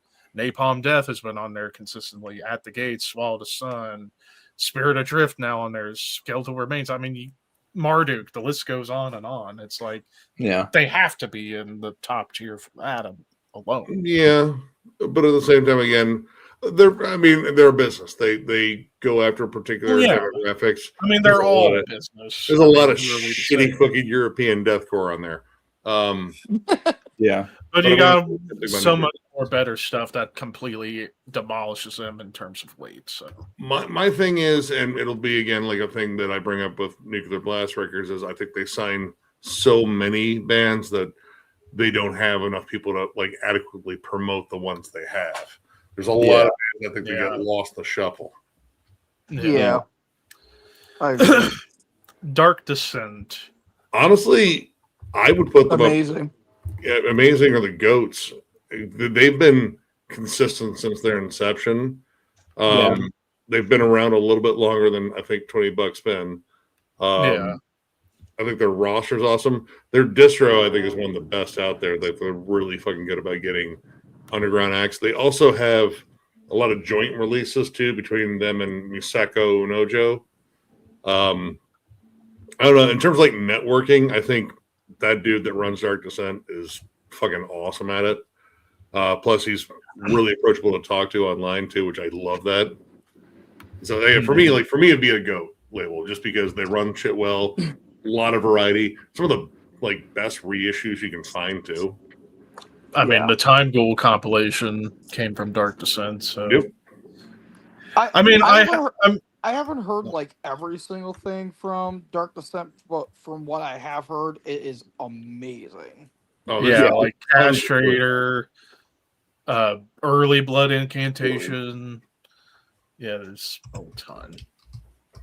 Oh boy, probably the most divisive label on this list. Well, maybe another one coming up later, but I think there's one that's more divisive than this one. They can't go higher than OK because of how many bands they fucked. Literally everybody that was signed to Earache back in the day got fucked over by them. Yeah. Yeah, I think the only one that I'm familiar that, as far as any stories I hadn't heard, the only band they didn't screw was maybe Morbid Angel. Maybe. And maybe Carcass, but then again, it's like, I mean, I think Morbid Angel screwed themselves more than anything. And then Carcass, well, all right. I mean, if you were going to talk to, between Carcass and Entombed in terms of like fleecing Columbia Records with their whole deals with like, Swan Song and Wolverine Blues, those were not profitable for Columbia. I'm pretty sure Columbia Records like, no, fuck Earache too. But yeah, like just bailing on all their fucking bands and shit. That's hard to fucking forget. Like you fucking sold out Bolt Thrower. Go fuck yourself on that one. Now, if we're judging this on the quality, I would say that I would say late 80s through late 2000s. Yeah, was like in terms of quality of music, there was a lot of classics. Obviously, I mean, Yeah. Left Hand Path, Altars of Madness, Hard Work, Slaughter of the Soul. The list goes on and on. in War terms of Master, classic War Realm of Master. Chaos. But business practices, at least on the UK side, like from what I hear, the US side of Earache wasn't terrible. Well, It's I mean, just most of those big Digby, bands ended it up. was mostly Digby that Yeah, well, was. they ended up culprit. migrating to different labels. Like, I mean, you Yeah. know, fucking, you know, Napalm Death Jump Ship, Bolt Thrower Jump Ship, you know, fucking At the Gates, Jump. Well, no, they were Peaceville. Or no, were they Earache? No, they're Peaceville. No, Earache, they were Peaceful. only Earache on Slaughter of the Soul. Okay, there we go. Yeah. So But yeah, a lot of bands ended up jumping ship. So I mean, I can't go higher than okay. Like, yeah, great roster and all. Horrible business practices. Scummy. Yeah. Scummy practice. mainly Digby Pearson is the culprit. Yeah. Everlasting Spew. I I've love heard- this label. I do like quite a bit of Everlasting Spew. I think the best things I have heard from Everlasting Spew would be like Bird Flesh amongst some of the Fossilization. stuff. Yeah. Yeah, you're gonna hear that soon. Yeah, isn't I know- Everlasting I Spew know like the guy. more like the kind of like the grindcore label? No, they're No, they're more, mostly death metal. more Death death metal, black metal, dissonant death metal. They're a pretty broad label. Yeah. Like they keep expanding. I know the guys that run it. Some very very cool Italian gentlemen, and they sign consistently awesome bands. Like I said, keep your eye out for Fossilization. We got a new one coming out, and Ectovoid actually drops this week, I believe. Yeah. Yeah. Yeah, Good I've job been in I've been checking hearing that some out. good stuff from Everlasting Spew, so I'll have to check out some of that stuff on my free time. Yeah. All right, next up, Hammerheart Records. I mean, let's be honest though. The main thing with Hammerheart that most people really know is they reissue a lot of stuff. They do great reissues. And they do great reissues. But as far as like their overall roster, I mean, they've had a lot of bands come and go from that label. Yeah, Like, they got some good ones. I got some fun like HM2 death metal shit from them. Their packaging is usually really well done, like a lot of slip covers, bonus discs. But mostly what I know them for is reissues. Like they're pretty reliable about getting the rights to like, like, oh hey, have you been looking for this one for a while? Well, fucking duh. Yeah. Yeah, like And- they recently, like not too long ago, like maybe a decade ago, did the reissue of like the first 3 Pestilence albums, which I got. There's actually a bunch coming out. I think the Pestilence album I have, I think that is a reissue from Hammerheart. I think it Yeah. might be. Good luck trying to get a Roadrunner copy. So Yeah, we'll talk about them that's here, tough. but Yeah. yeah, with Hammerheart again, I've heard a handful of bands, but from what I heard, it's really really solid. like probably my personal favorite releases in terms of like not reissues but like standard releases, probably the early Blood Red Throne album. Like the first 2 Blood Red Throne albums were on Hammerheart. They are re-releasing 2 Evoken albums actually this month. Oh, nice. Embrace the Emptiness and Shades of Night Descending. So yeah, once again, great for fucking re-releases. Yeah. Hell's Headbangers. Fuck yeah, Barbara. Okay. All opinions on J-Dog aside, their J-Dog, distro is incredible. I've gotten a lot of stuff from Mhm. Hell's Headbangers. they got a And great also distro. great Yeah. lineup of bands like Death Hammer is probably my favorite one. Oh, Death Hammer fucking whoops right now. ass. Yeah, but Cyanide Miguel is says- signed to them. Deceased, Blood Acid Feud, Witch. Acid Witch, Vomiter. Yeah, they got tons of great bands in their catalog. Yeah, Deceased apparently has taken the year off to write new material too. I would say he kind of needs to redesign his website. Like, Yeah. Yeah. He does But, need to I mean, redesign he it. does get a lot of cool stuff. Mhm. Actually, I'm rocking my fucking Deceased fucking jogger sweatpants that I got there. Yeah, As you do. yeah. I But like it. yes, yeah, I like the label. I mean, again, opinions on J Dog aside, objectively, it's a great label, and the distro, maybe my personal favorite He's- distro to shop on. He's kind of like he's like a wrestling heel, I guess you could say. At some point. Yeah. I think because I've met him before. He lives in Ohio.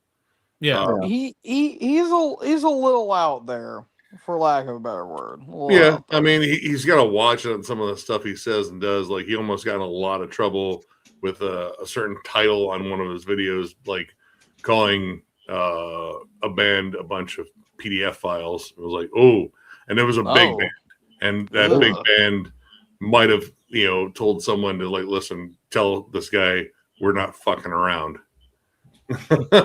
Yeah, he had to change the title.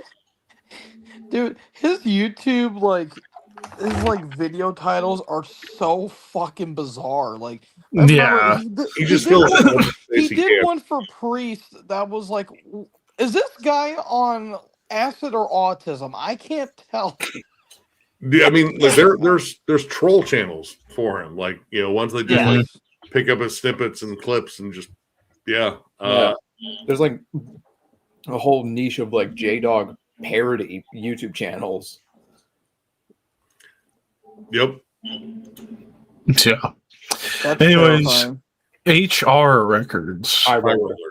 No, High Rollers. Oh, I thought it was two separate graphics. Kind of like yeah, High Roller. known for their reissues. Yeah, pretty much. But they have great fucking reissues. I got my my Dream Death album. That was a reissue from High Roller, and it sounds fucking amazing. Pizza Death. I believe they're on High Roller. A lot of their stuff is thrash. Yeah, it's pretty solid. God, what was the fucking one that I really liked in that label? That one album from that one band?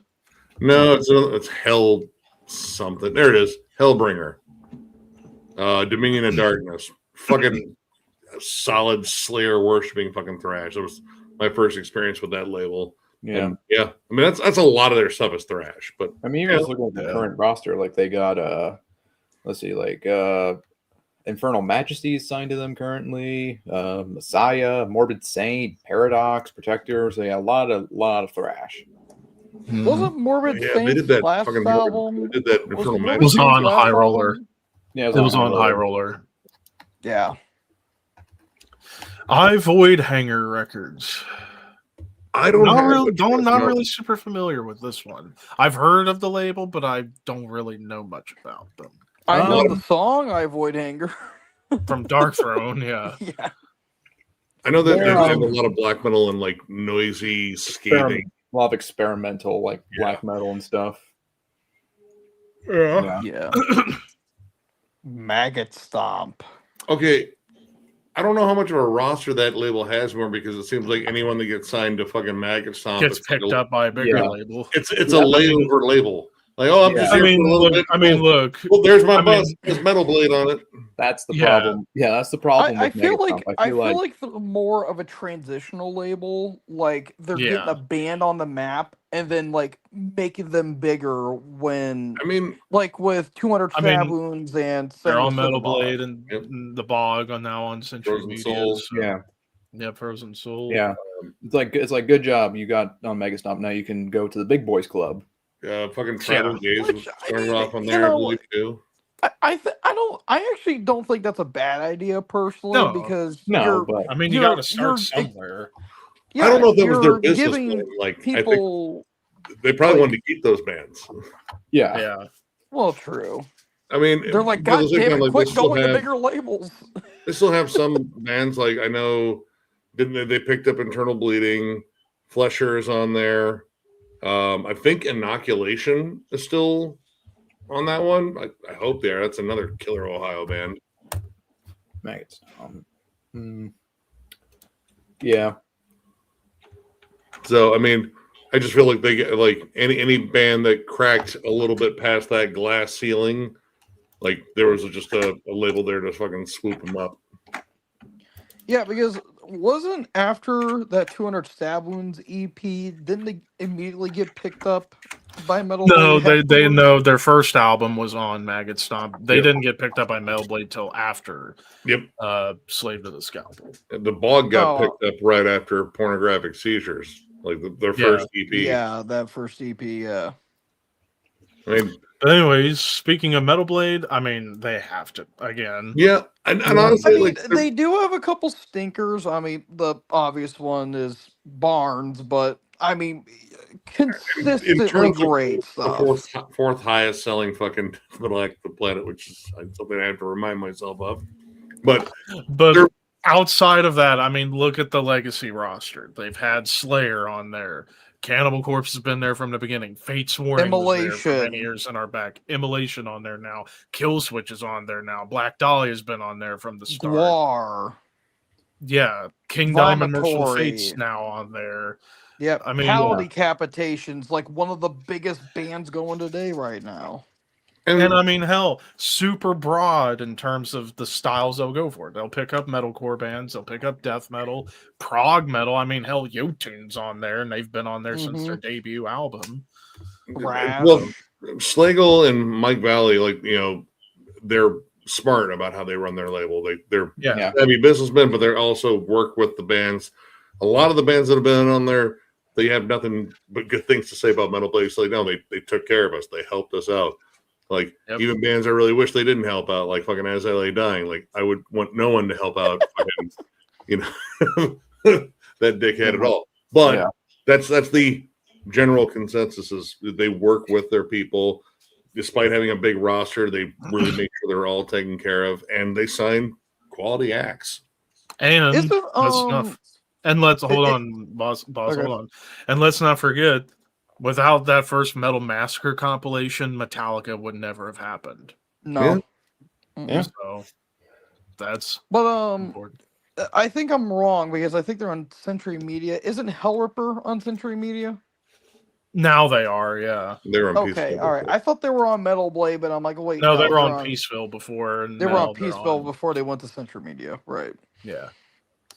Music for Nations. Honestly, it's like kind of like a combination of, like Hammerheart and such, where they do great reissues, but also they were mostly a distribution partner. Fair. I usually saw them tied in with like Coke Records and And Sony Music yeah. and Yeah. BMG. occasionally, BMG was probably the big one that they did a lot for, and same with like what was it? Was it Shrapnel Records in Canada? Maybe that was the fucking shreddy label, with fucking like The speed metal label with the yeah, speed metal with Murray sticker on Friedman the and album. Jason Becker. I think so. Oh, Cacophony. Yeah. Chastain. Yeah. But say for Music for Nations, if you're looking for like a good distributor for a different label, they can go into good because at least they do a good job. But as a label, though, like if you're looking, But for, as a label, though, that sounds like kind of how we're rating them. Like overall, as a label, I would yeah. Maybe not great if you're looking for a bunch of new stuff. Like it does again, like mostly reissues. Whatever. I don't know. They're just partnered with a bigger label. Wasn't Entombed with them for a little bit? Well, as a distributing partner for their main Yeah. imprint, three-man Three-man records. Yeah. Okay, gotcha. They just use Music for Nations as a distributor for their stuff. Okay. All right. Napalm Records. I mean, okay, we might as well group Napalm and Nuclear Blast together. And honestly, again, basically the same thing applies with Century Media. Yeah. For legacy, they have to be at the top. Napalm, I feel, isn't as strong as these. Like, dude, like they have so much cheese on that label. Like, But in that's terms where- of like but I would say in like the last like 5-6 years, they've been picking up some massive bands. Like Exodus is on there now. Accept has Nile. got on there. Nile's on there now. Bloodbath's on there now. It's like they've been picking up. Accepts on that label. I thought They've they been got- on their last album from 2 years ago. That was on Napalm. bad. Okay. I thought But, I thought they were still with Nuclear. I thought. No, they left Nuclear Blast after Okay. Too Mean to Die. I don't know. There's a lot of cheese on that label, like a lot of just like absurdly over the top. That's where the Wind Rose, I believe, was on Napalm. The troll theme. Yeah, the Troll power metal band. Yeah, Or no, dwarf. They're dwarves. I'm sorry. But I apologize to all they're of the short dwarves people. for Who that gives a shit? Yeah. one. but of course, also getting some underground newer bands coming up. Like the best one I discovered from Napalm Records, and it sucks this band isn't like more popular right now. Plague Mace from Denmark, like their debut Reptilian Warlords. That was 2023. That was a killer fucking death metal debut that was on Napalm. I hope they're making something else because that album, if you like Malevolent Creation, Monstrosity, Sinister, you dig Plague Mace, even though it's all basically reptilian themed lyrics. But man, the fucking music and the vocals are punishing on there. But the reason I put them in GOAT is because like their roster has grown exponentially over the last like 5-6 years, and it's been insane. But Nuclear Blast Records, though, it's like, again, it's the same thing as Century Media. Legacy. They need kind no of introduction. I outweighs. mean, their They back need no catalog says introduction. for themselves. Even back in the 90s when they were mostly European and a mail order label, I mean, you had Meshuggah's been there from the beginning. Dissection was there for a while. Dismember being on there for, and hell, Death on the final album, Sound of Perseverance, was on Nuclear Blast. But really, it as was the like years have gone on, you know, they've since been the 2000s, they have, honestly, if you ask me, they've become, in my opinion, the best metal label of all time in terms of quality, legacy. Debatable. I mean, because I mean, again, and Hypocrisy has been there from the very beginning too. Well, they're mostly on Century Media, right? No, they've been on Nuclear Blast from the start. Are you I sure? thought they were on. I thought they Yeah. were on Century Media. I thought No, it was they were on- Century Media too. No, they're Nuclear Blast. Are you sure? I They've been think they're. on, they've been on Nuclear Blast since Penetralia. They almost left Nuclear Blast, I think, in like 97 or so. It was around the time of Final Chapter because I watched the Hypocrisy documentary. They talked about how the people that were running Nuclear Blast at the time weren't the best at that point, but once they got new management, Hypocrisy stayed on because their new management let them do whatever they want. Basically, the same goes for a lot of other bands. Granted, they've had a management shift for the last few years, hence the new logo, but they still pumping out quality stuff, even though I feel bad for Blood Red Throne because they had just gotten on the Nuclear Blast with Imperial Congregation, and then once the management happened, they ended up having to cut a lot of bands, and that's why BR2 is now on Soul Seller. That's my thing with Nuclear Blast is the bloat. They have too many bands. They have more bands than I think they can possibly take care of. Yeah. Again, while they do have a lot of great legacy acts, there's a lot of just like, what the fuck is this doing here? True. Yeah. I mean, then again, this is the label that released Catharsis, the worst metal album ever. So that is unfortunate. Maybe, I mean, but it happens. Like Stanger's in that mix too, and Demolition by Judas Priest. Stanger's awful, unlistenable garbage. Anyway, but regardless, like, with Nuclear though, I mean, the last few Testament albums have been amazing. Was Priest on the label too? No, they've been on Epic Records. Epic Records, thank you. Anthem, they've been on that label too. They've been great. Yeah. Like anything that involves Jens Bogren. I mean, mostly, yeah. I mean, it's definitely between Nuclear Blast and Century Media for a lot of stuff Jens Bogren works on. So, but that man does not rest. He is mixing albums like it's fucking cake. Yeah. But again, legacy, the albums, yeah. Nuclear War Now Productions. I only know a few. There's been a lot of like, I think this is mostly like the whole quote unquote war metal thing, Oh, but no, also they- some death metal and some Yeah, black I mean, metal. war metal is definitely part of their sound, but there's a lot of like death metal and like, Dude, lot Drawn and like, more Quartered. straightforward black metal. Drawn and quartered, Yeah. imprecation, I think, aren't they Yep. on? Yep, Yeah, they're I thought nuclear so. war now. That's And like they also great. do a lot of reissues too. Like I think it's the Nuclear War Now Productions version that I got of Fallen Angel of Doom by Blasphemy. So yeah, they've done a lot of reissues too. That's like great. Like they're Yeah. a very consistent label. Like they don't have any like real bad bands that end up on there. Osmos Productions. Now this is an interesting. I kind of almost want to put them in the same category as Candlelight, where it's like they had a great like roster in the '90s, and they got some bands still, but they've mostly revolved around reissues. Yeah. Yeah. I mean, Yeah. I would Yeah. say the Ominous Circle, but it took them fucking what, like almost 9 years to put out another album. Yeah. Right. Was Immortal on that label Yeah. for a little bit? Okay. Immortals there. God, there's Um, so many bands. Wait, isn't Immortal now on Century Media? No, they're on Nuclear No, Blast. they're on Nuclear Blast. Still are. Okay. Impaled Nazarene was on Osmos. Then, Yeah, Yeah. they had a lot of bands back in the day.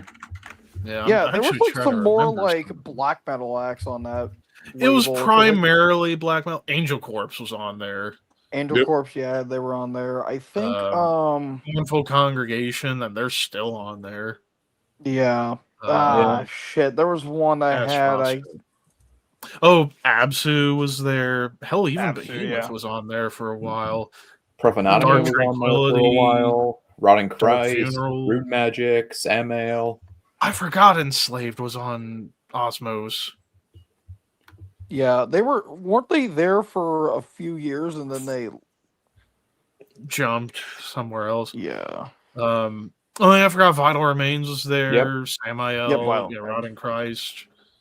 Yeah, so they had a lot of phenomenal bands in their back catalog. It's like now their current roster, it's kind of, I mean, there's a lot of bands, but not many that I'm familiar with, apart from, or at least ones I've heard about, like Butcher, Pale Nazarene, Oh, Mine dude, and Butcher's Warford, awesome.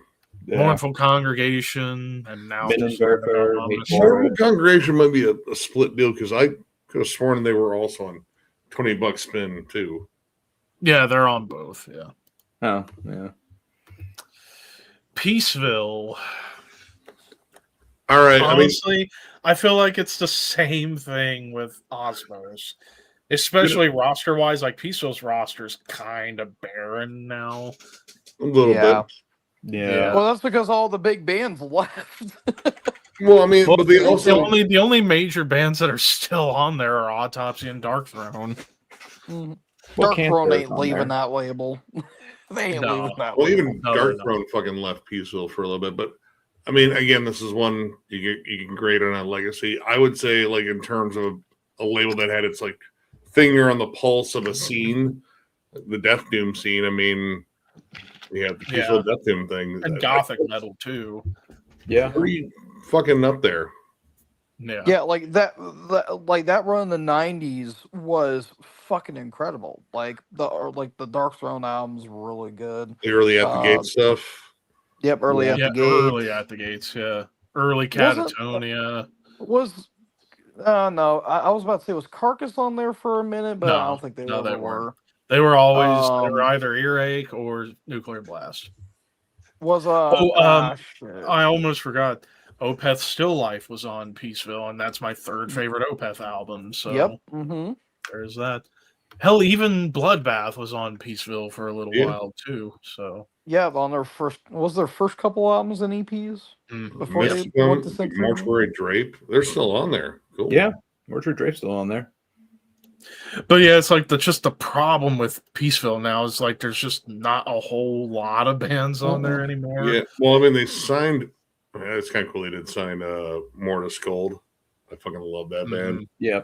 Mm-hmm. Yeah.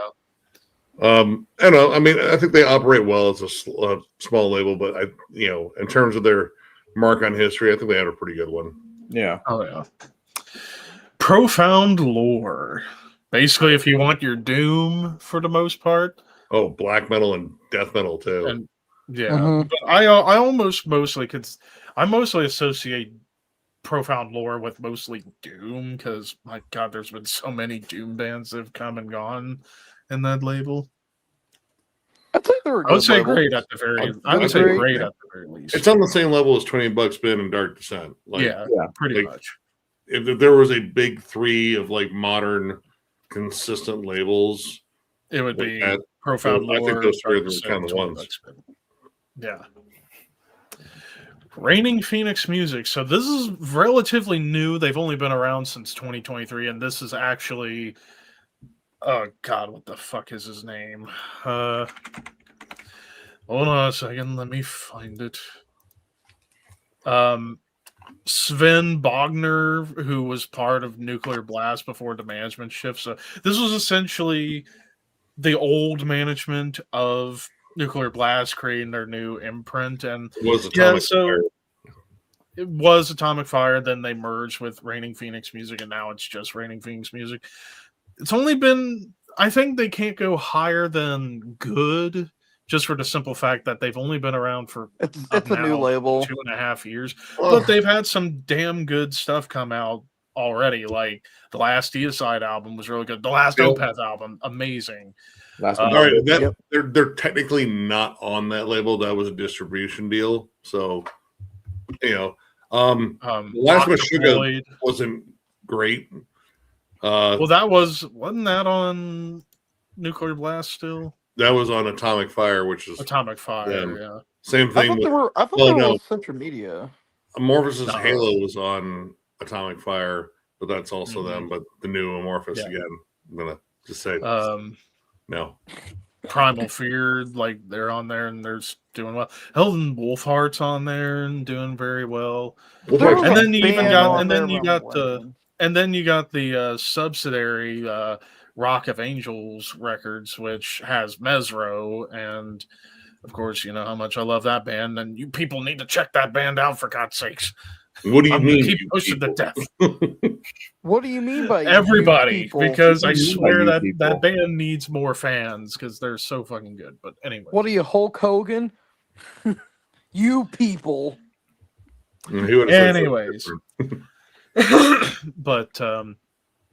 but I mean, yeah, they're new, but they seem to be getting on the right track. They just need more time. And also, some of the other bands that they have on there need to start putting music out. Like Belphegor, put out some new music. Which one? Meshuggah, put out some new music. Onslaught, put out some new music. Please. We Yeah, need more pretty much. Onslaught. Not a compilation. Or a Yeah. re-recording. Yeah. Fine. Yeah. Here you go. Here's a 500 compilation of our old demos from 1981. Yeah. Enjoy. All right, moving on. Relapse. Relapse Records. Relapse Goat. Again, Go. yeah, Yep. again, in the Yeah. same category as, honestly, if you had to come up with the big four of like legacy labels, it's Century Media, Metal Blade, Relapse, and Nuclear Blast, in my mind, at least. Well, I mean, there's Rushmore. another one arguing here too, but Relapse, I Look, think, it's- has been consistent in terms of like Relapse does what the fuck Relapse wants to do. Whether Yeah. it's Yeah. a litany of amazing old school death metal and grindcore and crazy ass, or like weird experimental fucking noise shit. Like they really just kind of wanted to target the counterculture in general. I And like they it. Fearless. They have some great reissues too. Oh, yeah. Hell, I mean, I would say, honestly, in my collection, it's almost like a quarter of its Nuclear Blast and a quarter of its Relapse because of how mean, much I bought from Relapse off their Black Friday Incantation, fucking Years. Brutal Truth was one of my first purchases. Yep. Niles early stuff. Revolution and Just Listing. One of those. Neurosis was on there for a little while. Yeah. Yep. Mastodon's Their early best album stuff. on Relapse, in my opinion. God, dude. Mastodon early on. Yeah. Wolves in the Yep. Throne Room early on. And a Relapse. is I would fucking say sick. I would say the one disadvantage in terms of current day Relapse, there is, I would say, maybe too much hardcore on Relapse now. Why? You can't have too much hardcore. It's physically impossible. Well, I'm kind of. There I is am a bit. drywall. I am a that is little bit. uncomfortable. I am a little. I am a little picky when it comes to hardcore. I think they definitely It depends pounced on the hardcore that's done. They pounced on that hardcore death metal merger movement. Like, I mean, they were quick on Gate Creeper, which was a pretty wise move. I don't know what the hell Gate Creeper's doing now, but that early shit. But yeah, I mean, I just think they're a solid album, a solid label across the board. Like, yeah, I'll check out bands just based on the label. Didn't Suffocation have an album or two released by or they were reissued? The 2000s. The 2000s. The self-titled. Well, I was talking about reissues. I didn't know if they were released by. They did the reissue of Despised Son not too long ago, which I got. Because I know that was on Metal Blade. What was that on Metal Blade? No, Despised Son. That was on Vulture Recordings. Vulture Recordings. Thank you. Why was I thinking my bad? Wasn't Human Waste like the first Relapse release ever? Yes, 1991. Yep. Rise Records. Isn't this like primarily metalcore? Metalcore, deathcore. That's where Acacia Strain lurks, and I like Acacia Strain. That last Acacia Strain will kick your guts in. I've heard some pretty, good stuff. Pretty solid label though overall. Like, it's not a lot of sing-songy, like, bullshit metalcore. They're usually pretty good about finding like heavier acts that are a little bit more like on the old school metallic hardcore spectrum. Mm-hmm. Oh boy! Next to Earache, the most divisive label on this list. I would Roadrunner. say this is the most divisive because I want to say this early to like early 80s to mid 90s top tier. Yeah. After that, it's up and down. It was a massive roller coaster. Because they would get Nickelback eventually in Theory of a Dead Man, but at the same time, they would get Opeth and they would get other great bands. It's just it's a love-hate relationship. Too? I think they were on. They'd been on Roadrunner from the beginning until now. Yeah. So is there a label that's had a worse fall from grace than Roadrunner? Maybe other than no. Dude, I blame it mostly on Nickelback. Like, no one cares about Theory of a Dead Man. Hopefully, still they're probably playing a fucking frat right now. Yeah. And then let's be honest, the only bands that are on Roadrunner right now that are even still worth a damn are Gojira and Trivium. No one else. Yeah. So they really, they're not really. They stopped being a metal label. Like they started being like a dad rock early on. Like before they even signed fucking Nickelback, when they jumped on the new metal trend, like they were canning all their death metal bands super quickly. Except for Deicide, which they had locked the most ridiculous contract fucking ever. And well, fucking Glenn dragged his feet in the most glorious fashion. But yeah, dude, Immolation. They fucking cut them after one fucking album in 1991 because they already sensed like now this death metal thing's gonna be gone. Yeah, that's right. Yeah. Dawn of Possession. That's right. Their promotions for like Death and Suffocation started kind of waning a bit. They saw the writing on the wall and they fucking signed like Coal Chamber. They got, Typo Negative's not really a problem child in here, but they saw that the more accessible heavy bands were going to do well. Like Typo was their first gold album, I believe. Self-Titled was their first platinum album. Yeah, they're like, hey, we can make a lot of money if we just sign the popular bands. Yeah, and I mean, I will say the one constant in Roadrunner that honestly at least tried to make sure they would still get quality bands was Monty Connor. Monty left Nuclear Blast. Yeah, and then he went to Nuclear Blast. I think he's still in Nuclear Blast. He might still be there. Or he might have went. Actually, I'm going to see if I can find where he's at currently. They probably like put him in a fucking file room now. Excuse me. Wasn't Korn on Roadrunner for a little bit? Briefly, yeah. Yeah, Korn was on Roadrunner briefly. I don't think they can go any higher than like okay, probably. I don't. So basically, So basically, like earache, but only the difference is it's just the quality dipped. Yeah. Well, I They mean, weren't as- earache's quality dipped pretty bad, but they weren't as shady as earache because earache were just cunts. no, Yeah. Oh, and Monty Connor is still with Nuclear Blast. He's the A&R guy at Nuclear Blast. Gotcha. So basically, carrying on what he was doing with Roadrunner, but on Nuclear Blast. So I will always love and respect Monty Connor because, I mean, hell, it was his idea to do that Roadrunner United album, and that was an awesome idea, and I love that album. His stories with the bands, like his interactions with Glenn Benton, were always hilarious. Yeah. Well, I mean, it's Glenn Benton. I mean, the dude's kind of a fucking nutcase. He's an intense personality. He's a character. But I mean, again, kind of in the same boat as Earache, there's tons of classics to have come from Roadrunner across the board. That Like, run but from like again- I would say like 87 to like 95, top tier stuff. Yeah. Yeah. And then again, even when they got Nickelback, during that era, they managed to get quality bands like Trivium and getting Opeth and making them bigger.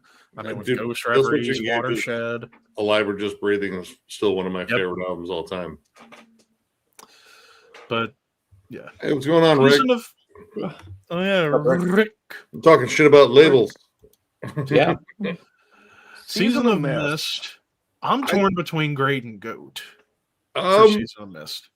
I give them the grade at least. They've I had think a they're a couple solid label, good misfires, variety. But yeah. Yeah. Like the only like big bugaboo that label has is that it has Illusions in My Anus, which Aluminum Anus, yeah. Oh, dude!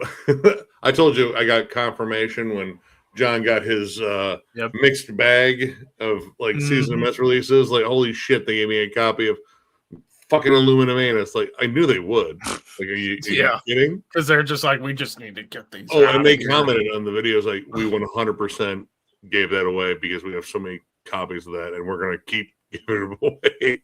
That shit's on purpose. Sorry. My God, that's gotta be a rib. It's a rib at this point. It is a rib. It is a rib. But no, they've got no. some top tier fucking bands up in there, man. They do. Mainly, I would say the main genres you really look for on Century Media are black metal and death metal. Probably more black metal. Yeah. Like Shooter's been on that label for, I think, since Desert Northern Hell. Garia's on there, but most recently getting like bands like Coded Menace on there, and I think Rotting Christ still on there. Yeah, Rotting Christ I think is still there. I think their last album was on Season of Mist. I mean, say what you will about the frontman allegedly, but Inquisition's been there for fucking forever. Droop's been on there for years.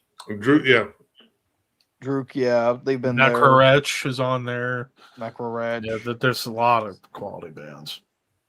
Yeah, no, Southern Lord recordings. I'll be honest, the main thing. Well, no, the main thing that I know with Southern Lord is Power Trip. That's like the first thing I think of. Right. That's right. Oh, dude, you gotta look up Noothgrush. This is the Iron band that Age was on I Southern turn to Lord. for like the sludgier, dirtier side. Yeah. Like everything that label signs is generally gritty as hell. And I like it, like a lot of stuff that's like more rooted in like sludge, D-beat, crust, doom metal. I believe Sun O is still on Southern Lord. Shame.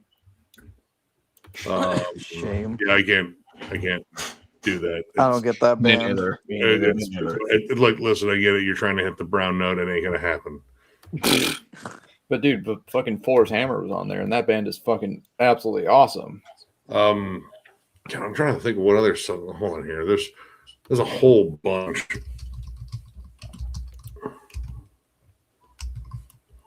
I mean, Southern Lord. That sounds like a stoner like rock. there's a lot of that. A lot of that. Oh, dude, All Pigs Must Die. I fucking love that band.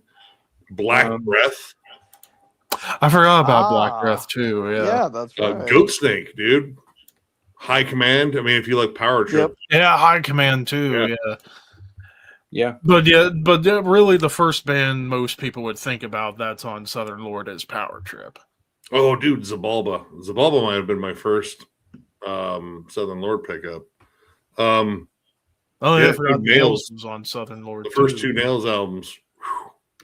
Before they went to Nuclear Blast too, I think. Yeah. Nuclear Blast. Yeah, dude, Southern Lord. I would put them in great, honestly. Smaller label, but they sang quality fucking acts and heavy, like, and different kinds of just like punishingly fucking heavy. Yeah. Steam Hammer, basically the label Sodom has been on from Sodom the whole career. Yep. SPV, that's like isn't that like their distributor? The same, I think? pretty much the same thing. Okay. Same thing as like HPV, right? But there have been other bands that have been on there. Like Creator was there for a bit. Judas Priest was even there briefly. Yeah, they were there for an album. Typo for the Dead Again was on there. Yep. Mm-hmm. So there's been a lot of great bands, but I think it's mainly remember this label for being Sodom's label, pretty much. Yeah, I think mostly a lot of thrash and heavy metal. Yeah. Yeah. What, boss? Wasn't King Diamond on that label too? Maybe in like the late 90s. I don't know. I can't remember. I know they've been on Metal Blade. Yeah. Axel Rudy Pell still in there. Wow. Yeah. A lot of just pretty old heavy metal. Running Wild still on there. Propane, holy shit, they're still around. Propane, my god. Virgin Steel, Jesus. Oh my god, Virgin Steel! I haven't heard that band in a fucking dog's age. I've never listened to that band, to be honest. Watch one of their music videos. They're good. Especially one of their later music videos. Yeah. It's art. I hear that their vocalist like uses auto-tune, and I've heard samples of it. He makes Ozzy sound like a fucking Mozart or some shit. It's like, oh, that's bad. Mozart? You fucking know what I mean. It's late, dude. I'm tired. I gotta work tomorrow. Fair enough. Anyways, Sumerian Records. Not great. I'm sorry. Like, all right, I like their earlier stuff. Like, I love earlier Veil of Maya.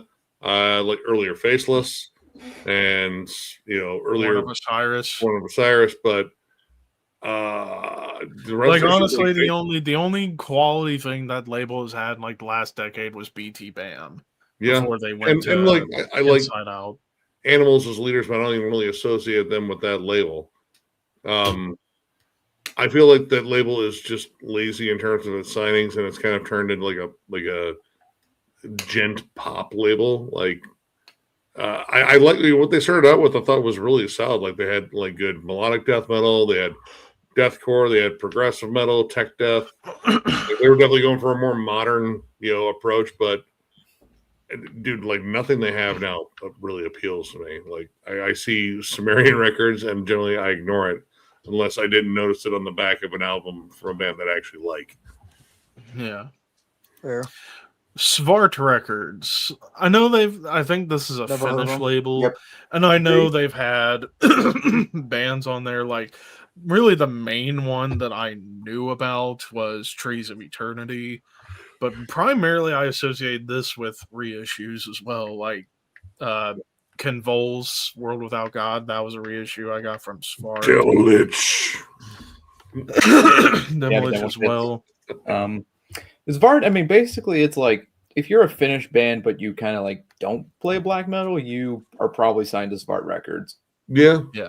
Because they got I think Rippy Kulu is signed to them, Skepticism is signed to them, Spiritus Mortis, Lord Vicar. Sulfuran. Spiritus Mortis was signed to them? Yep. Sulfuran's on Van, right? Or are they on... No. Van. They're on Van. Van. Okay, not Svart. I get Van and Svart mixed up. Transcending obscurity. Okay. My problem with Transcending Obscurity is that they sign too many bands. That's frankly the problem. Like they oversaturate their own markets. You think so? Hold on here. Look at all of these cards, these individual numbered fucking cards that fall out these releases every time I get them. And then, fucking just every goddamn sticker. Every goddamn sticker. Like I appreciate the level that they go to with the packaging, and like, here you get a sticker and a fucking card, and it's hand numbered. Then you want a button? We'll fucking shoot it into your goddamn skull. We want you to have things. And their packaging is really cool, like the foil and such. Like it's awesome, but I feel like there's a point where there's too much. Yeah.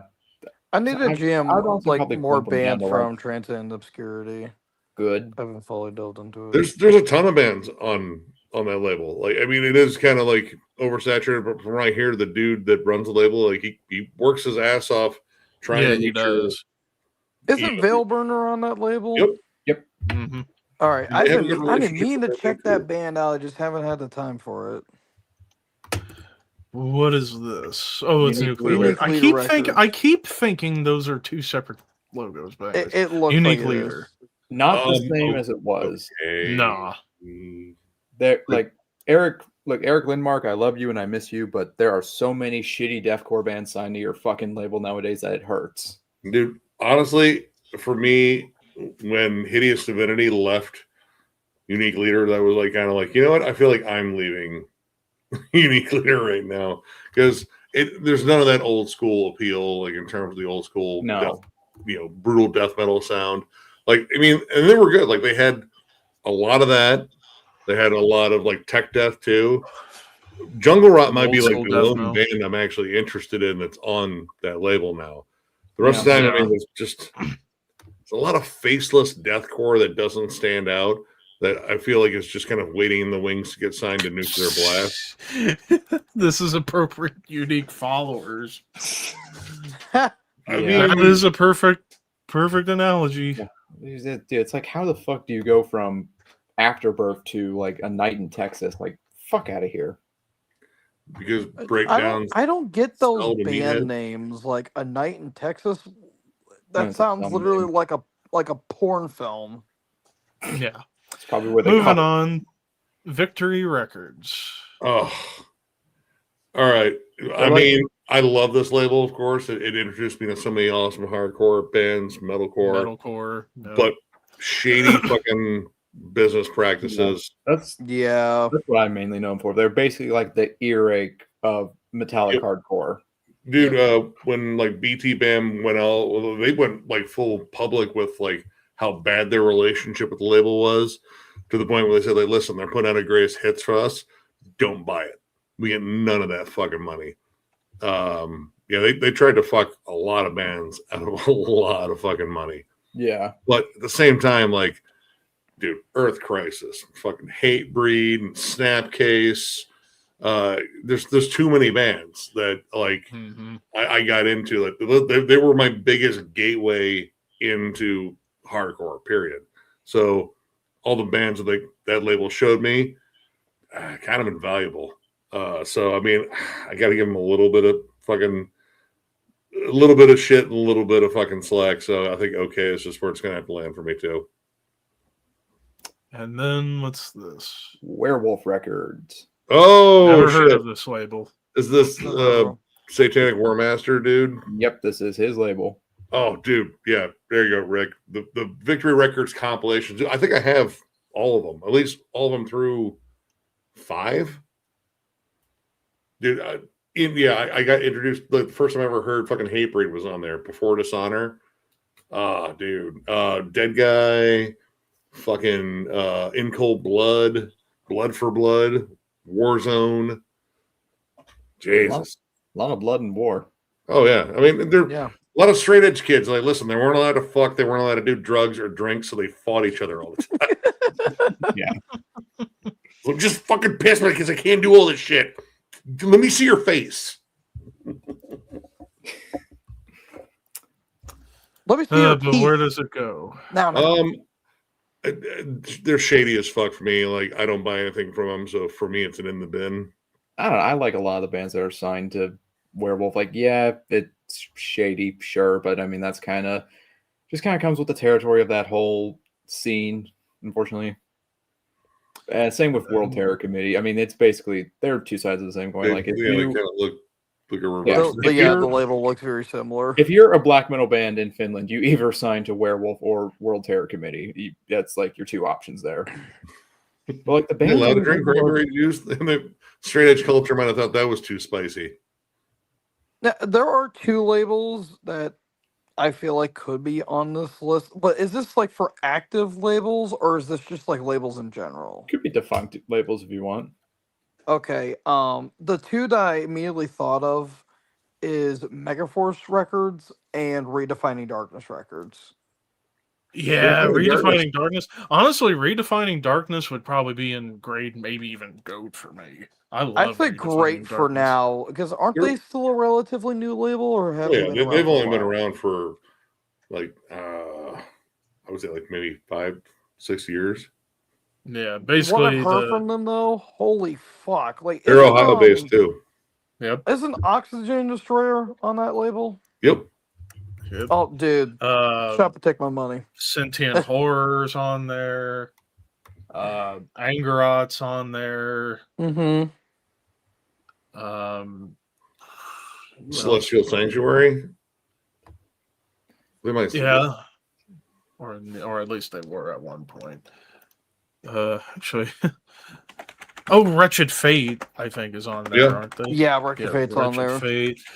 Schizophrenia was on there. Now they're nowhere right now, and it's got me a little worried because I love that band. Alchemy of Flesh, Disfuneral, Faith Extractor, Jesus Wept, Nomos, Tombstoner. One of my favorites from like the last couple of years, Vicious Blade. I did pick up a Vicious Blade. That was killer thrash, blackened thrash almost. Yeah, with Clarissa from Castrator. Yeah, but yeah, Redefining Darkness should have been on here, and I would have said great. Yeah. I mean, now Megaforce. I mean, they're technically still around, but nowhere near to where they used to be. And obviously, it ain't gonna be the same without Johnny and Marcia Zazula, since both passed away, sadly. Yeah. But I mean, their legacy. I mean, helping to get Metallica up off the ground, and Testament, and Anthrax, Overkill, amongst. I mean, it was like them and Metal Blade were like the pioneering thrash labels of the 80s. SOD. Yeah, SOD. Yep, SOD. Whiplash. Nameless Grave, I would agree, is one that's upcoming. Sewer Rot. I forgot about Sewer Rot. And then like Dimimir Morty Productions. Yeah. If you love like super dissonant dark shit like Blue Toss Nord and now Ulcerate. Van Records. Yeah, well, then again, Van Records I only know for Sulphur Aeon. They have some other stuff too. There is one defunct label that I just thought that could be on here, Grindcore International. Yeah, well, which is also funny because they didn't have any grindcore acts signed to them. Like, interesting, yeah, it's like, well, then again, the only funeral. Yeah, well, I mean, then again, Ripple Music. Yeah. Well, I mean, then again, like with Grindcore International, it's only 2 albums that I know that were on that label. That was the debuts from Broken Hope and Crowbar. I think they had other ones too on there. Like I know they had other bands, or at least that were distributing like the international stuff here in the States, like At the Gates, I think. I know. I think more. I think Deteriorate was on there for a little bit, or Morgue was on there. Accidental Suicide. They had a few bands. One more label. AFM Records. I think AFM Records. I think they're now under the Reigning Phoenix Music umbrella too. I'm pretty certain. Iron Bonehead's pretty prolific. Iron Bonehead. I've heard about that label. Death Like Silence. Yeah, Death Like Silence Records. For the legacy of old Norwegian black metal. Yeah. Yeah. Even though fuck Euronymous, but whatever. More like you're on a piss, am I right? Yeah. What is trying to remember of any other defunct labels that had some quality stuff.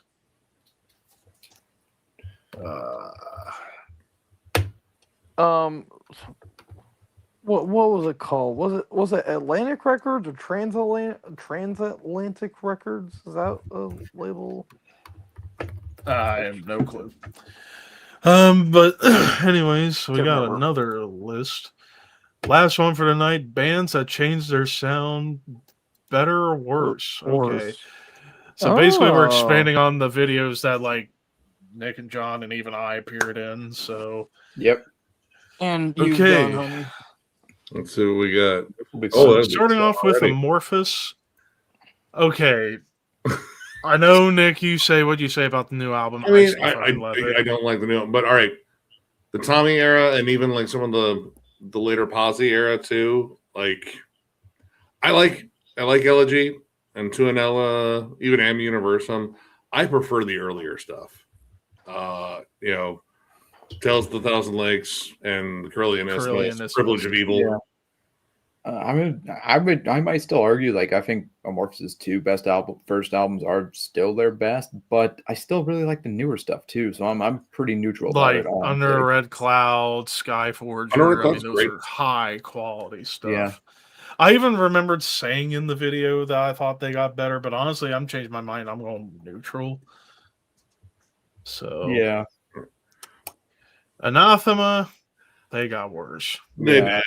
I like some of the later stuff, but a lot of it, like, all right, for progressive music, it's not entirely that progressive. Like, was it Satellite Years? Like, literally every song seems to have the same fucking build on it.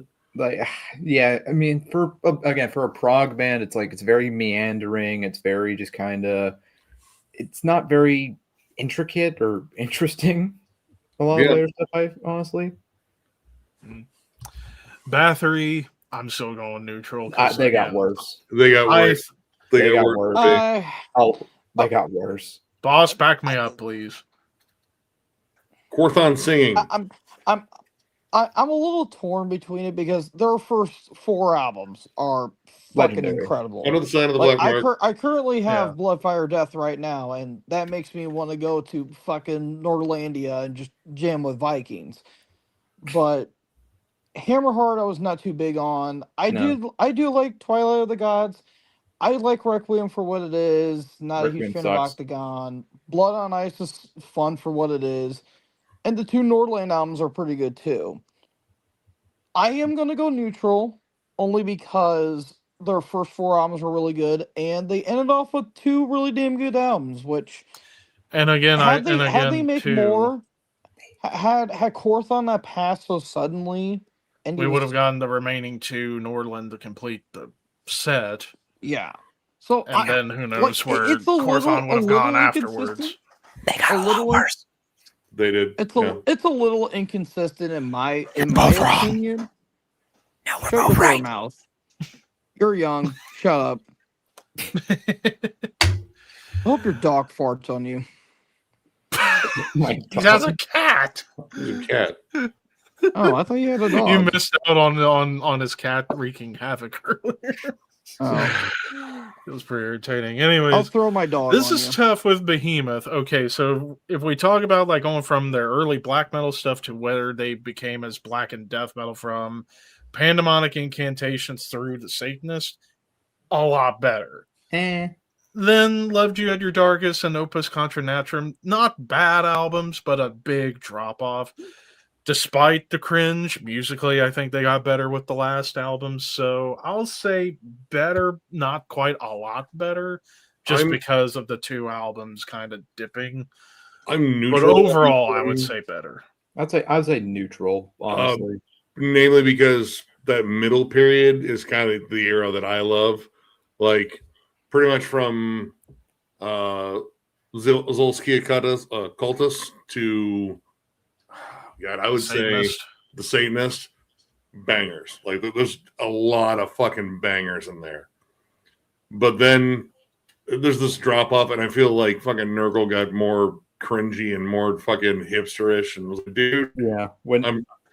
When Nurgle stopped paying that random Polish poet to write his lyrics, that's when the decline started.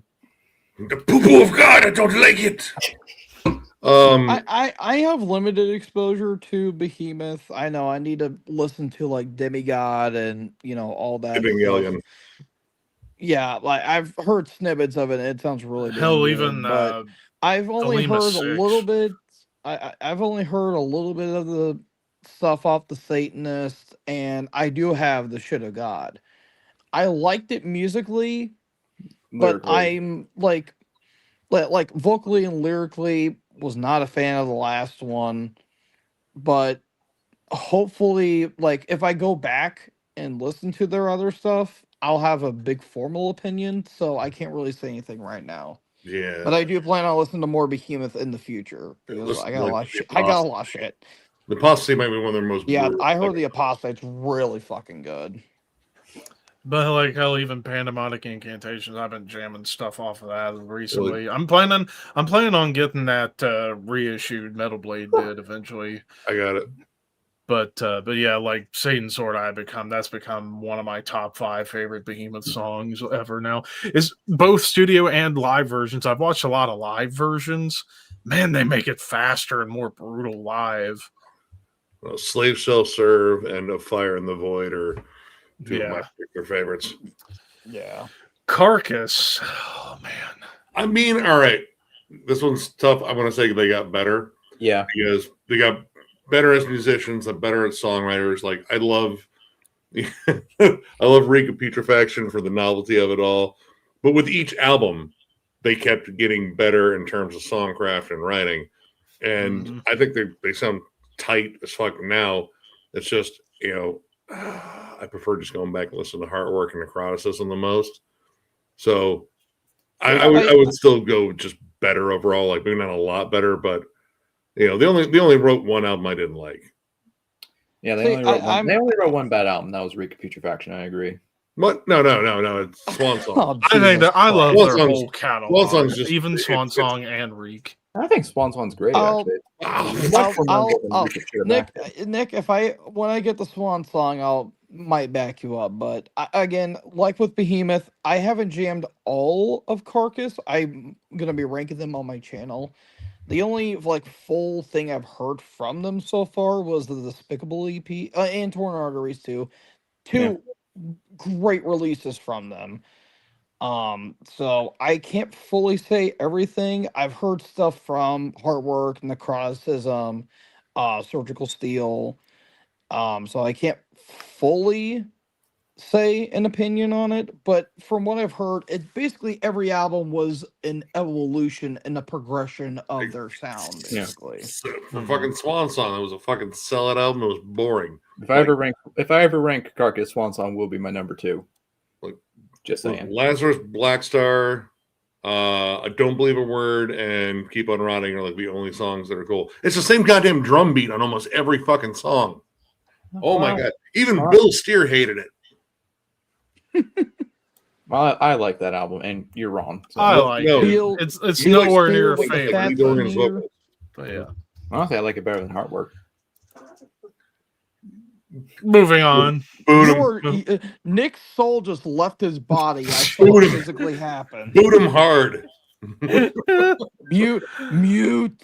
Okay, Hunter, I will agree that I like Swan Song, but I will never agree that it's better than Heartwork. Not by a long Dude, shot. I feel like you're saying that for rage bait, but no, you're probably serious. thinking I'm dead serious. I like Heartwork, but it's kind of I hope your cat chews off your eyelids in your sleep.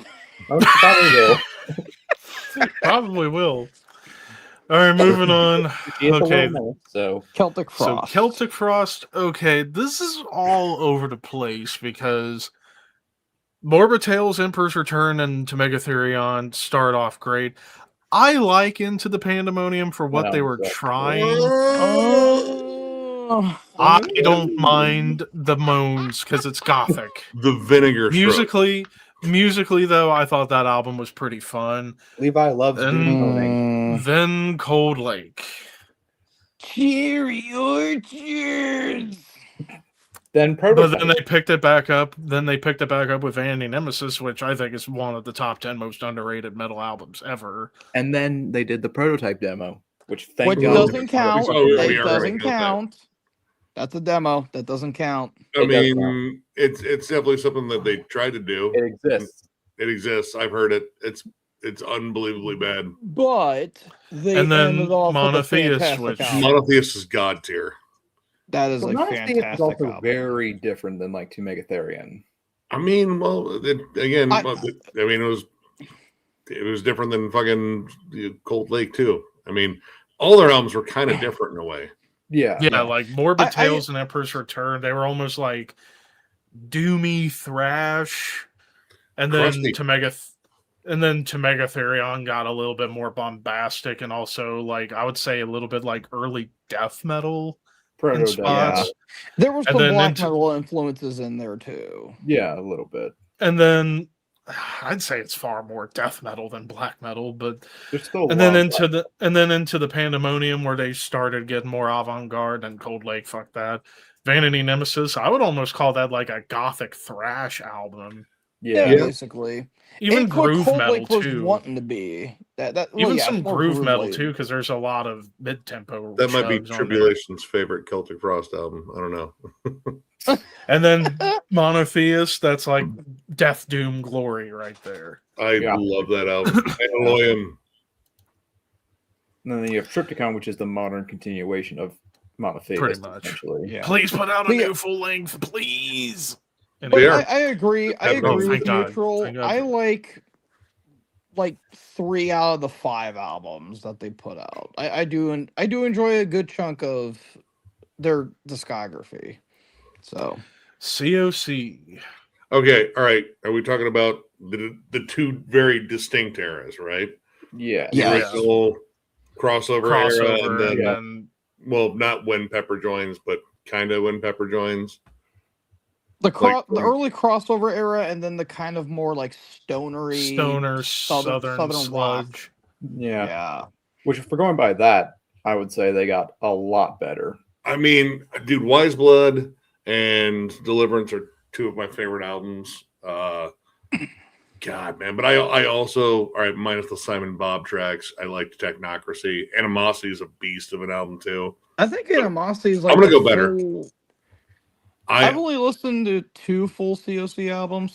Animosity was the first one I listened to. That was a banger album. And then I got was it America's Volume Dealer, and I'm like, it's that one's okay. all right. I like that album.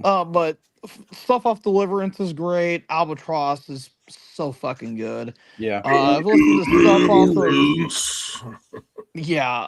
of stuff off of Blind was solid. Like Vote for a Bullet, obviously. Oh Yeah. yeah, I But saw that live. it's kind of like here and there for me because again, I got a lot of bands I got to listen to, but I have jammed some COC and I do like from what I hear. Dude, Jim in the Arms of God. Like that one I is hear that's yeah. a fantastic album. dark.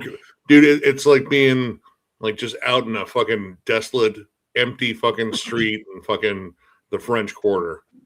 It's dark. Oh, it's I've been in the empty. French Quarter. Oh, dude, a lot of swing. That's when they got the name of the drummer, Stanton something. Ah, Kubrick. he's more of a jazz drummer, but dude, all the songs have this like awesome swing to it. Cynic. First 2 albums are awesome. Kylie Bent to Free Us, I'm not huge on, and then the last album was good, but I'm kind of I neutral guess too. neutral. I'm also going to count the demos too because they're early thrashy like techie stuff like the Euphoric Forms demos and shit like that. They're fucking ripping. Mhm. Dark Throne. Well, this is an automatic neutral because it's Yeah. like, where do you even go? Yeah. Or like, where do you start To the riff. talk about Dark Throne? To the pub to get a couple of beers and then write more riffs. Because I mean, look, Soulside Journey, underrated death metal, and then going into black metal, Blazing Northern Sky, minus Transylvanian Good. Hunger, Panzer No. Faust, No. really Oh, good. no.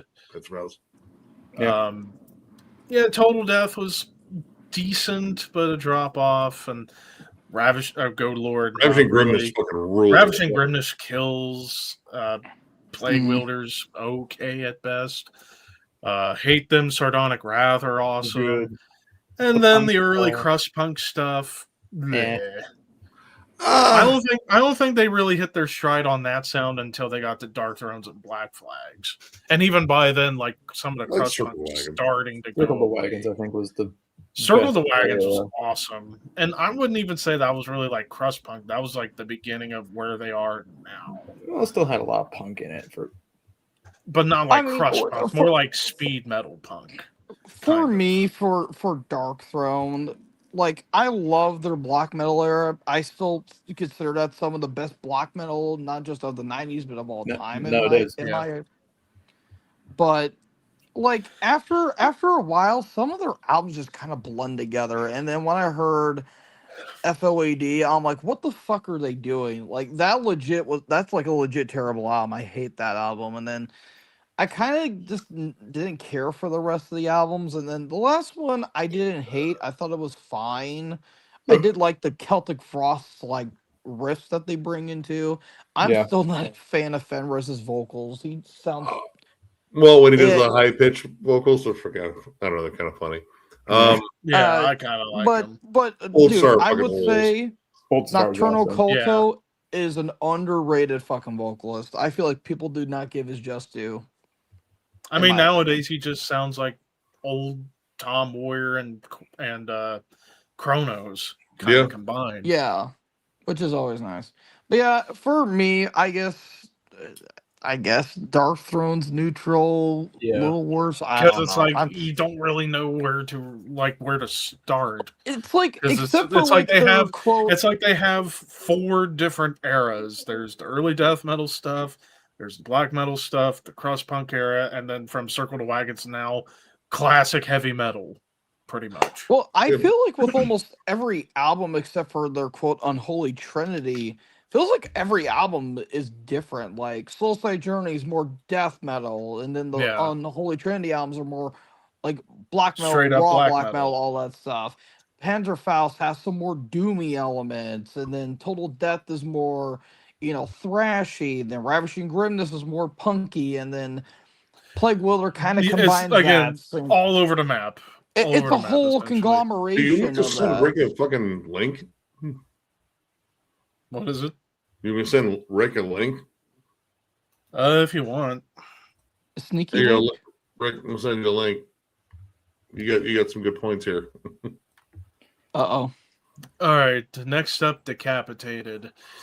Okay. Let me have I my haven't piece jammed on all this. their albums. Let me have my piece on this first.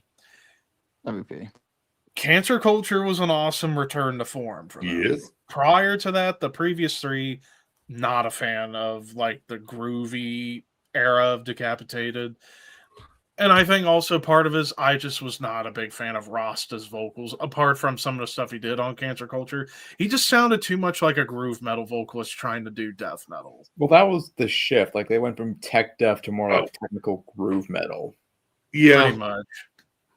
I don't think they were bad, but it was. I'm not definitely saying they a were step bad, down. but I'm saying they weren't very good. It was a step down. The for first sure. 4 Major. albums I would have above that entire era. Yeah, like everything from Winds of Creation to Organic Hallucinosis is perfection in terms of tech death. Cancer Culture is a good return to form. I look forward to hearing where they're going to go now since they got a new frontman who's Oh, I heard. infinitely better than Rasta. Oh, I caught him on that tour with Incantation, and new guy he's the right dude. Deep death metal vocals. I mean, they played all of Nility and crushed it, dude. It was so fucking dude. Vogue is such a badass guitarist. Yes, he is. So Where to put them? Because if Cancer Culture didn't come out, they would have gotten into worse. But with Cancer Culture, I'll bump them up to neutral. yeah, Yeah. Because again, Cancer Culture really throws a wrench into it all for Decapitated, because that was such a banger. Entombed. Oh man. Okay. As much as this pains me to say, worst. they got worse. Yeah. Like they had some great albums like in that In later between, era. Yeah, like Wolverine Blues is, I would argue, still a classic. Morning Stars is Morning Stars. awesome. Uprising, Morning Star, Uprising. especially. Filthy fucking crusty drunkenness. I love it. And then Morning Star being like a very thrash forward sounding album with some. But of course, the same difference. I really didn't care for Serpent Sands at all. And No. Inferno's production's terrible. Yeah. But Yeah. their first two albums. I mean, First three. Nothing First in their three. catalog Yeah. even comes close to Left Hand Path, though. Nothing. No. No. Gojira, this is an easy one, neutral, because I like Magma and Fortitude for what they are going for. I am looking. I think I said it in the Metal Tag video. The new Gojira. It's 1 a.m, for God's sakes.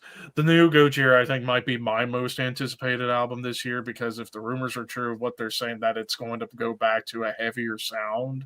Just reissue the Godzilla albums, for fuck's sake. Just release a compilation of that. But if what they're saying is true, that this new album's going to go back to their heavier roots, I think we're in for an amazing, maybe album of the year quality. I mean, Maybe. We'll see. I mean, hell, they're coming off of. Flesh, They're still riding the momentum of playing at the Olympics, and got followed up with a big one. They got riffs, so Oh yeah, talented guys. Gorguts. This was. This is hard. This is hard because the only I album was I thinking don't like is Obscura. Obscura is. I still like Obscura. Obscura I know. sucks. But album blows. But holy shit, dude! Colored Sands is Wisdom amazing. to Hate. From Wisdom to Hate's awesome. But Erosion of Sanity, considered dead. Erosion of Sanity is my favorite one. Yeah. Mine too. Oops. Oh, the See, cat's at it again. The first two are still their best albums. All right. But still, to this day, Considered Dead is my favorite Gorguts album. Always will be. Considered Dead. I mean, I love it and all, but I feel like it's Canadian leprosy. That's why I like it. I mean, yeah, but I already have leprosy. Erosion of Sanity is a brilliant transitional album because it's a little bit more technical and off kilter, but it still has all that old school charm. But yeah, like again, the only album I don't like is the weird experimental one. I can't say they got better or worse. Plus, they have an album coming out this year. That's another. Shit's one gonna I can't happen. wait for. Yeah. And stuff too, also amazing. Yeah. In Flames, finally we get into a lot. Thank God. I've never like. Let's just leave it at that and move the fuck on. Massive fall. Not even worth going into. I will say before we move on, there is one big band on this list that I would have considered worse, and that's Morbid Angel. If it was on there, I would have. Though, or did the quality just slip?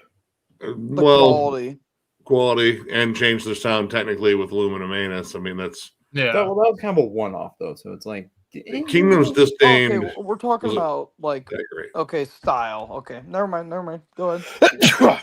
Oh my goodness! Balls. Catatonia. I gotta go neutral because I love a lot of that middle era, but I mean, Brave Winter Day is brilliant. I fucking love that album. Yeah, and I still love Dance of December Souls. That one's okay. I like it. But I got into them with The Great Cold Distance, and I fucking love that album. Love Viva Emptiness. Not their last one, but Sky Void of Stars I thought was brilliant. Yeah, there's a lot of good music. And when they're misses, they're not terrible. They're just not inspired. Well, that last one was fucking uninspired as hell. Yeah. Like my exposure to Catatonia was Sky Void of Stars, which I thought was great, and then the last one, it had moments. It had some decent moments, but it did nothing for me. It's like this is the follow up. Okay. Like there were moments where it was kind of hinting back that they were going to like the more death doom or like more death metal like period, but it just didn't do anything for me. Creator, this was an easy neutral for me too. worse. You know what? I will agree. I will agree. From Endless Pain to Como Souls, It's top tier perfection. thrash. Damn good thrash. And then the rest of the 90s was hit not great. That the 90s hit the fucking thrash acts like a Mack truck. A couple of them came out okay, like Overkill, but others suffered. Their 2000s run was Overkill's 90s catalog completely blew the fuck out of creators. Yeah. Well, yeah, but you get what I'm saying. Yeah. The 2000s for Creator was really damn good. I would honestly put it up there with their 80s stuff. Yeah, like They're Violent more Revolution. modern. Yeah, Enemy Hordes of of God, Chaos Hordes was of Chaos was awesome. pretty solid. Enemy of God, probably out of That's that a banger of 2000s an era. album. Yeah. They're more modern albums though. Like Okay. I love Phantom Antichrist is fantastic in my eyes. Yeah, that's Yes. the only one I really like. Gods of Violence is solid. I love Gods of Hate Uber Violence. Alice I isn't love the bad. Gods of Violence. Gods of Violence is all right, but like Hate Uber Alice is solid. It's solid. Yeah. But again, they're focusing a little more on the more accessible melodies than the thrash. Which here's my take That's about. not a bad thing. Here's They got my hit by a fucking wild arch enemy after midnight or something. Yeah. Here's my take on like Creator. Like basically, yeah, Endless Pain through Coma of Souls is nothing but perfection. The rest of the 90s, very mixed bag, not that great. And then 2000s, pretty solid run of albums in the 2000s. The current era, I still enjoy what they're doing now. I will agree, I do wish they can get a little bit more aggressive and a little ballsier. But even when they play the epic stuff, they do it so damn well. That's the problem. If you do it well, you're gonna win me over. Yeah. Even though I definitely prefer the more aggressive, thrashy tend sound. Like Hate Uber Alice, still think at the heart it's a good album, but it is a drop off from Gods of Violence and Phantom Antichrist. And I haven't jammed. And hold on, I haven't jammed the new singles yet. I'm waiting until the album drops. I think what is that? Not this week, but next. Oh week. no, it's this month. It's this month. At the I end think of it, I it's think. It's the 26th. 16th, something like that. Yep. Which, seeing that they're going back to Jens Bogren, that might help. Because I mean, I liked Arthur Risk's production on Hate Uber Alice, but I don't think it really matched up to the music per se. The songs It they were didn't feel as heavy, and that's kind of weird with Arthur Risk. Like he brings the heft, but it didn't feel like a hefty album. Yeah. For me, ever since I would say like Phantom Antichrist, there's been a drop off. Like Gods of Violence was okay. I got real tired of Satan is Real. And that being the lead off single with the fucking repetitive chorus, like, dude, no. But the songs, like, I feel like they're missing a lot of creativity to them.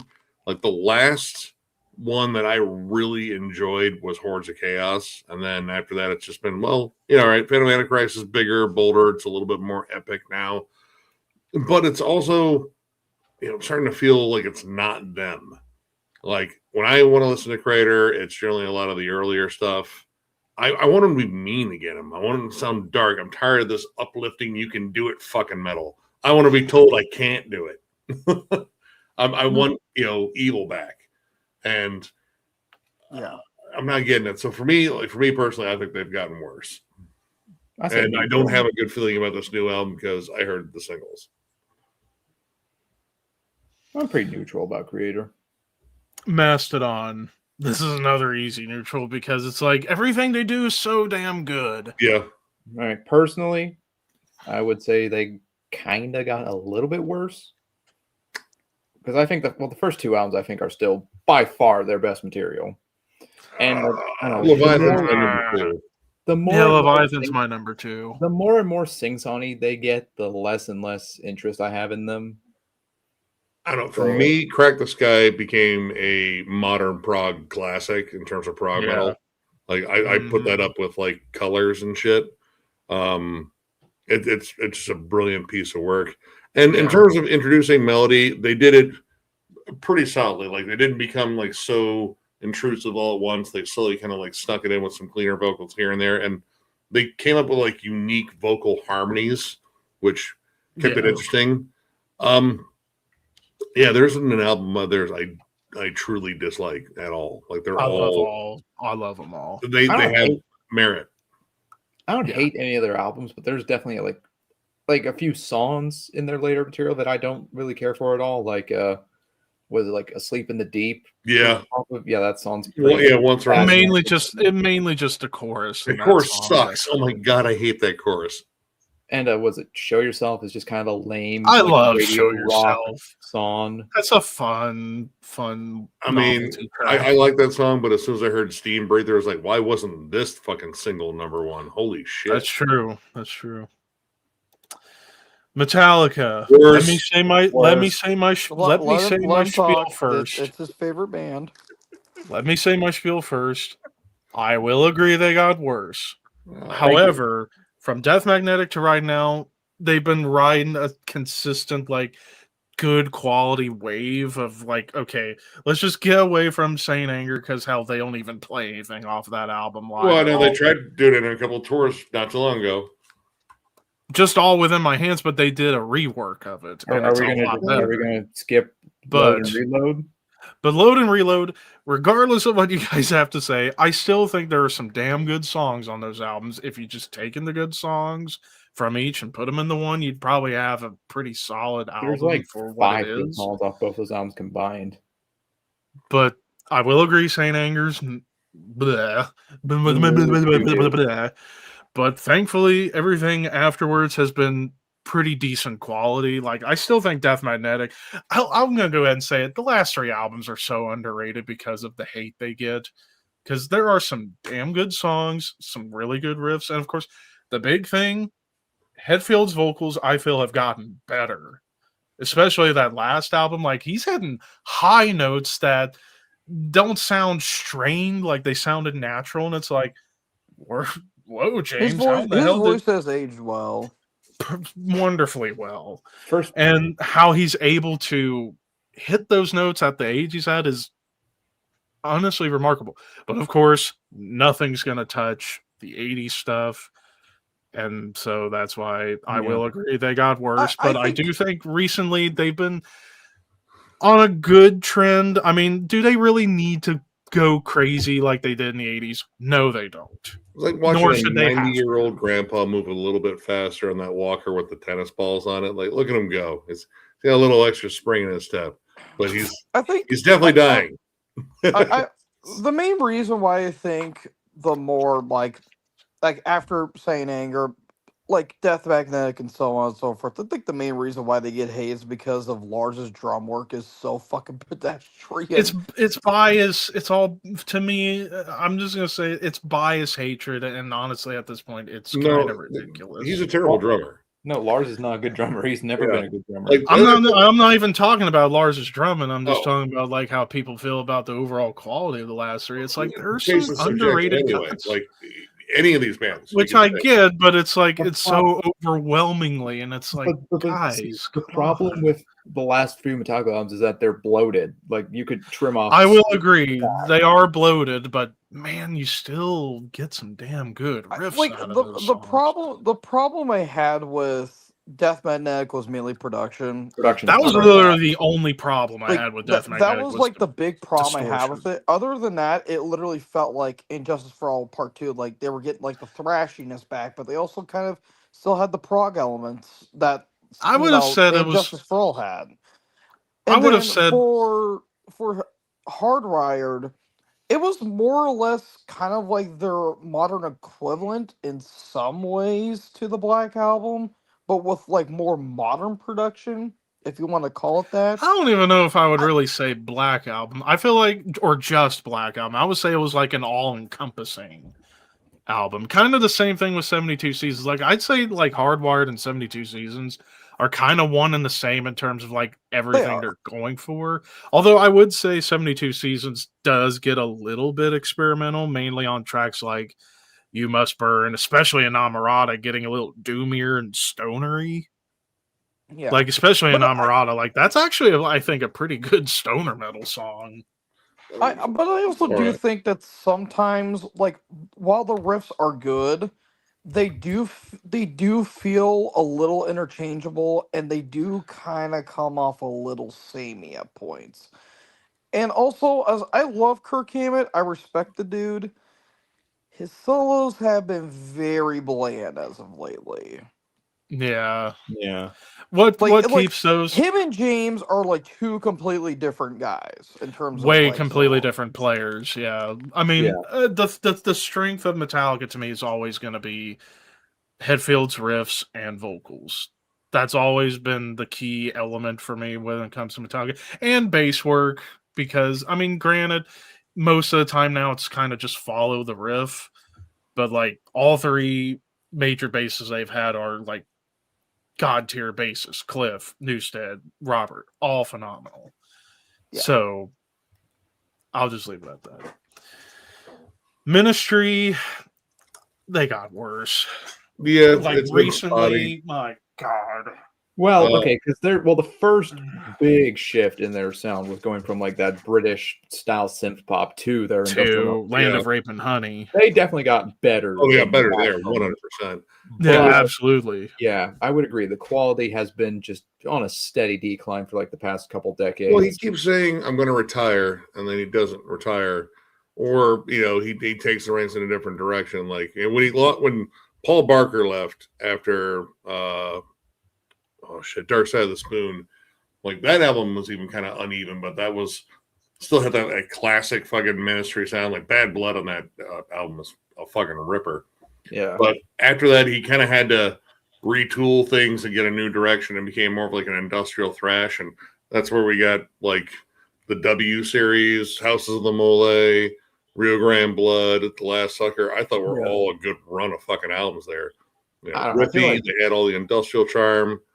But then he said he was going to retire after The Last Sucker. That was supposed to be the last one. And then he came right fucking back with Relapse, which was fucking dull as fuck.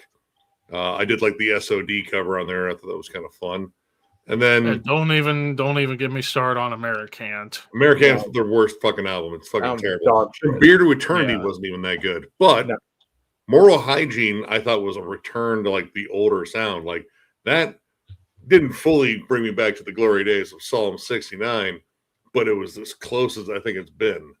And the last one, I feel like we're kind of cast off from fucking Moral Hygiene, but Yeah, I did not like that last album. the Honestly, last two at least feel like they're pointing in a better direction. But he's about to retire anyway. He wants to do one more album, get a bunch of the old guys back together. Like, hey, just do one more album. Tolerate me for one tour, maybe.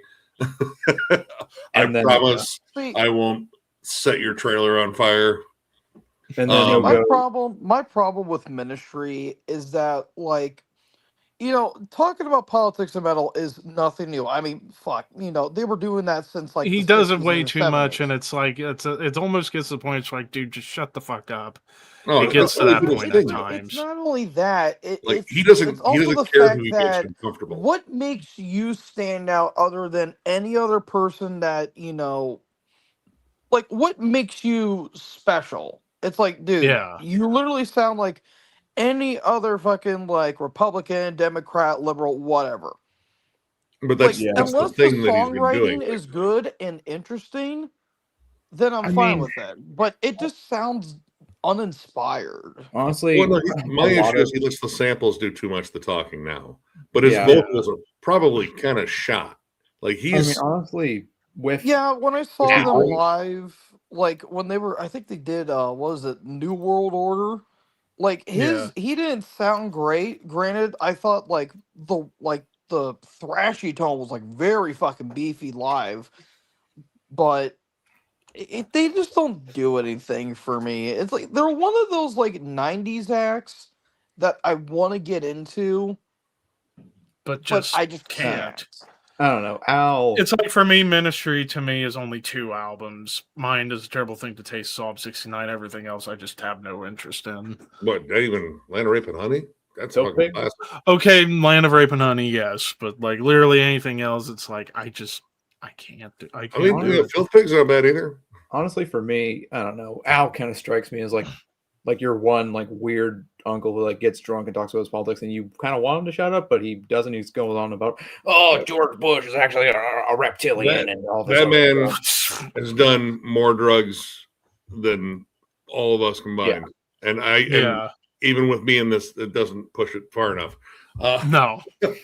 Well, again, like I said, But like, anyways, I don't mind like when people talk about like politics and music. It's just that if it's not interesting, why should I care?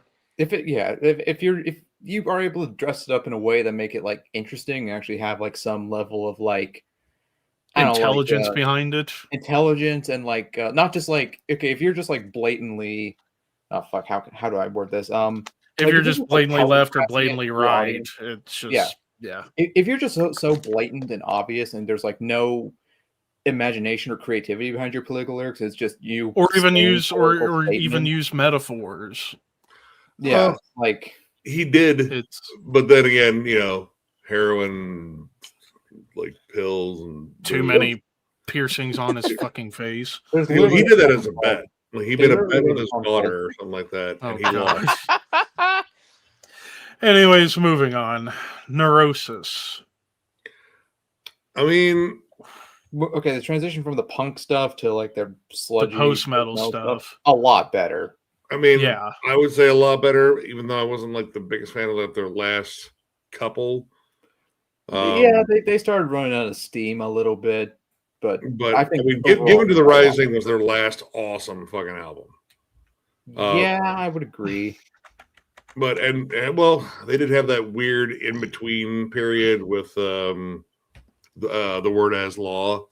That's still just a really strange, uneven album. Like it won't commit to a direction. Like it still has its, like one foot in the punk scene, and then the other foot's like, what are we doing? Like, I don't know.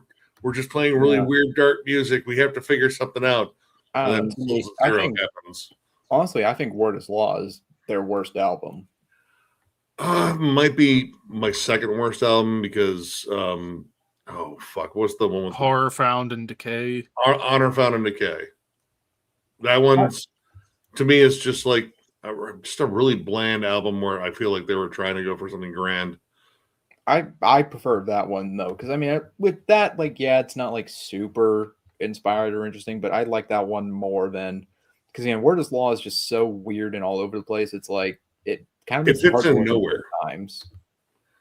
Like at least Pain of Mind fits in someplace in terms of like straight up hardcore. But I mean, I would say they definitely got a lot better. Souls at Zero all the way through Sun That Never Sets. Sun That Never Sets. I would go as far as like fucking Given to the Rising. I mean, but to me, like their absolute, like their golden era is Souls at Zero through Sun That Never Sets. Those are yes, the Wolfie cover. All right, next Opeth. Okay, this is difficult because again, I love Opeth to death, and honestly, I'm almost kind of feeling they should go into neutral because it's the same thing as with Decapitated. If like I said with Decapitated, Cancer Culture is a banger, but the previous 3 albums were not. Opeth, or at least I'll say with Opeth, between Heritage and Call to Venom, they progressively got better from those albums. And then the new album is amazing. So that's what really throws a wrench into it all. New album's so incredible. I mean, you could make the argument for it got a little bit worse, but I mean, honestly, I thought. But even Heritage and Pale Communion, they're not bad. It's fucking boring, dude. Pale Communion is so fucking boring. What do you mean? That is like the legit sound of like a band running a score to paint and drying. It's like they sound like that live band that plays in like a hipster coffee shop that you immediately want to leave as soon as you step in. The only thing I liked was when they played Cusp of Eternity live one of the times I saw them, and they actually played it with like the beefed up heavy guitars because they were playing the heavy shit again that night. I was like, you know what? This is a little bit better now. All right, I kind of like this one, but I don't go back. Sorceress was definitely kind of like the beginning of a new sound. Like it's still prog rock, but they were starting to bring in the metal back. Like the A little title bit. track, that is a Well, the title track is beefy his song. divorce song. Like he was calling his ex-wife a harlot and all that. And I kind of wonder how that one goes over with the kids. Like, is this the song you wrote about, God. mommy? Like, listen, daddy was going through some shit. All right. But there like was even a bottle involved, and there were some, I might have called her a harlot. All right, and she might be one. it could have been worse. like- Could have called her the C word. But like also on the album, like Wildfires.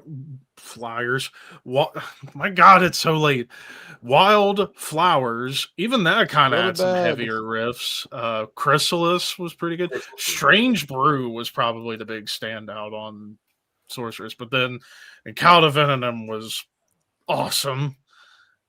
But that new album, it's like, man, it sounds like they're slowly getting back to the old sound a little bit. I don't think they're getting back to their old sound. I think they're trying to forge a new sound that's somewhere in between the old sound and the prog rock thing, which that's is cool. what I was getting at. You know, that's a proggy approach thing. We don't want to repeat past glories. Like, you know, as cool as it would be to hear like Blackwater Park Part 2, I feel like you know what? I feel like I've already heard this. I feel like you already done this. I mean, honestly, my dream scenario of what I would love to hear Opeth do is like do super heavy stuff. But I mean, again, we say what we say about Michael's death growls, but if he truly doesn't want to do them, he don't have to, because he's got one of the best clean voices I've ever heard too. Well, I mean, he can croon any fucking person. Yes, he wants yes, to do he it can. too. It was difficult for a while after he quit smoking. Like he didn't have that graveliness, so it came out as like a weird croak. But yeah, definitely with the new album, it definitely sounds like he's got it back, which was great. But honestly, the dream scenario I would love is like do like a straight up prog metal album with no death metal. If they could do something like that, then I would be on board. Well, even with like Ghost Reveries and Watershed, you still had so much death metal in there. Is the thing? Yeah, no, but I'm talking about like the prog, just like straight up prog metal. I mean, you could make the argument that Cloud of Venom has like more metallic riffs on there, and he's still not growling on there. True. But yeah, that's kind of more or less where I would love to hear Opeth go. Like, kind of like, I don't want to say like a Dream Theater or Queensryche, but like just being a straight up prog metal band with prog rock moments, if that makes any sense. Anyways, Pantera, this is an easy lot better. I mean, if we're talking about that one era to the last one, Yeah, I don't know. Did they though? No contest. Yeah, they got a lot worse. Am I right, guys? Like, I mean, come on. I don't know. Project Jungle is the best thing they ever wrote. Am I right? Dude, Terry Glaze has a fucking band coming out. I shit you not. Oh, God. Still making Why? Because someone said, "Hey, is that Terry Glaze? Let's form a band." Dude, how the fuck are you're gonna make Vince Neil sound like Bruce Dickinson? How is that an accomplishment? I mean, it sounded just like some just random like bar rock. Like, he didn't sound terrible, but he didn't sound great. It was like, this is really ignorable. That's amazing. You made the most ignorable song I've heard this year so far. Good job, I mean, Terry. you guys know how I feel. All right, Pitch Shifter. I've never jammed them.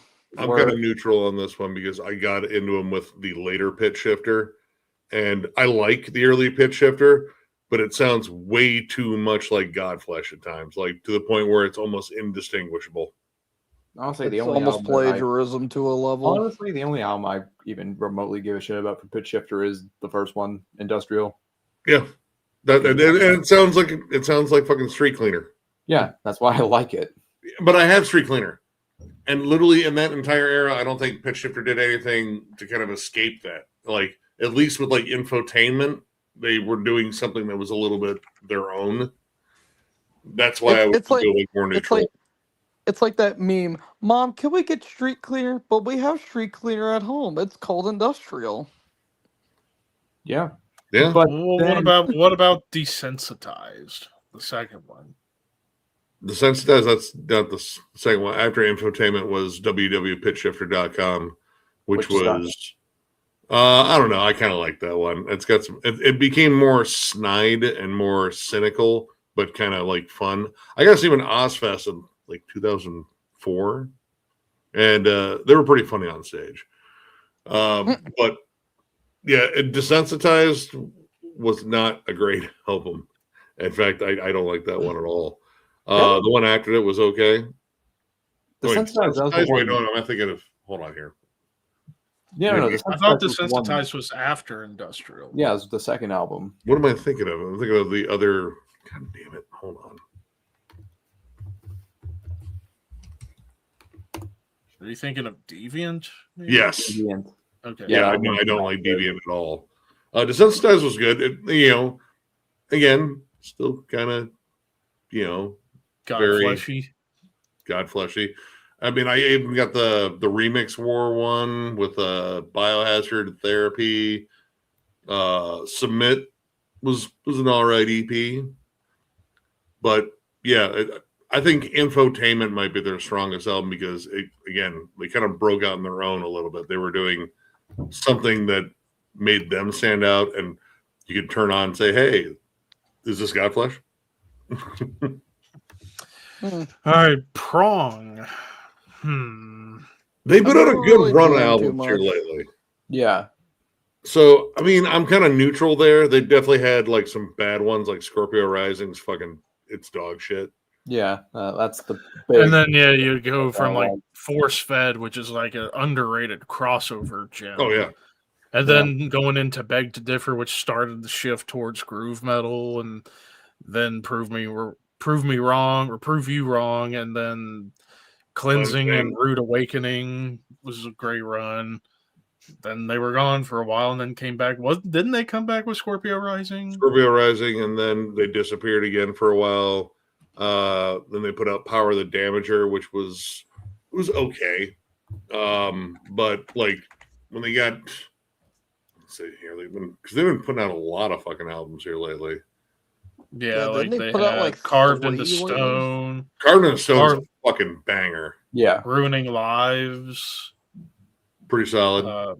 X Absolute, No Absolutes, I thought was okay. And then 0 Days.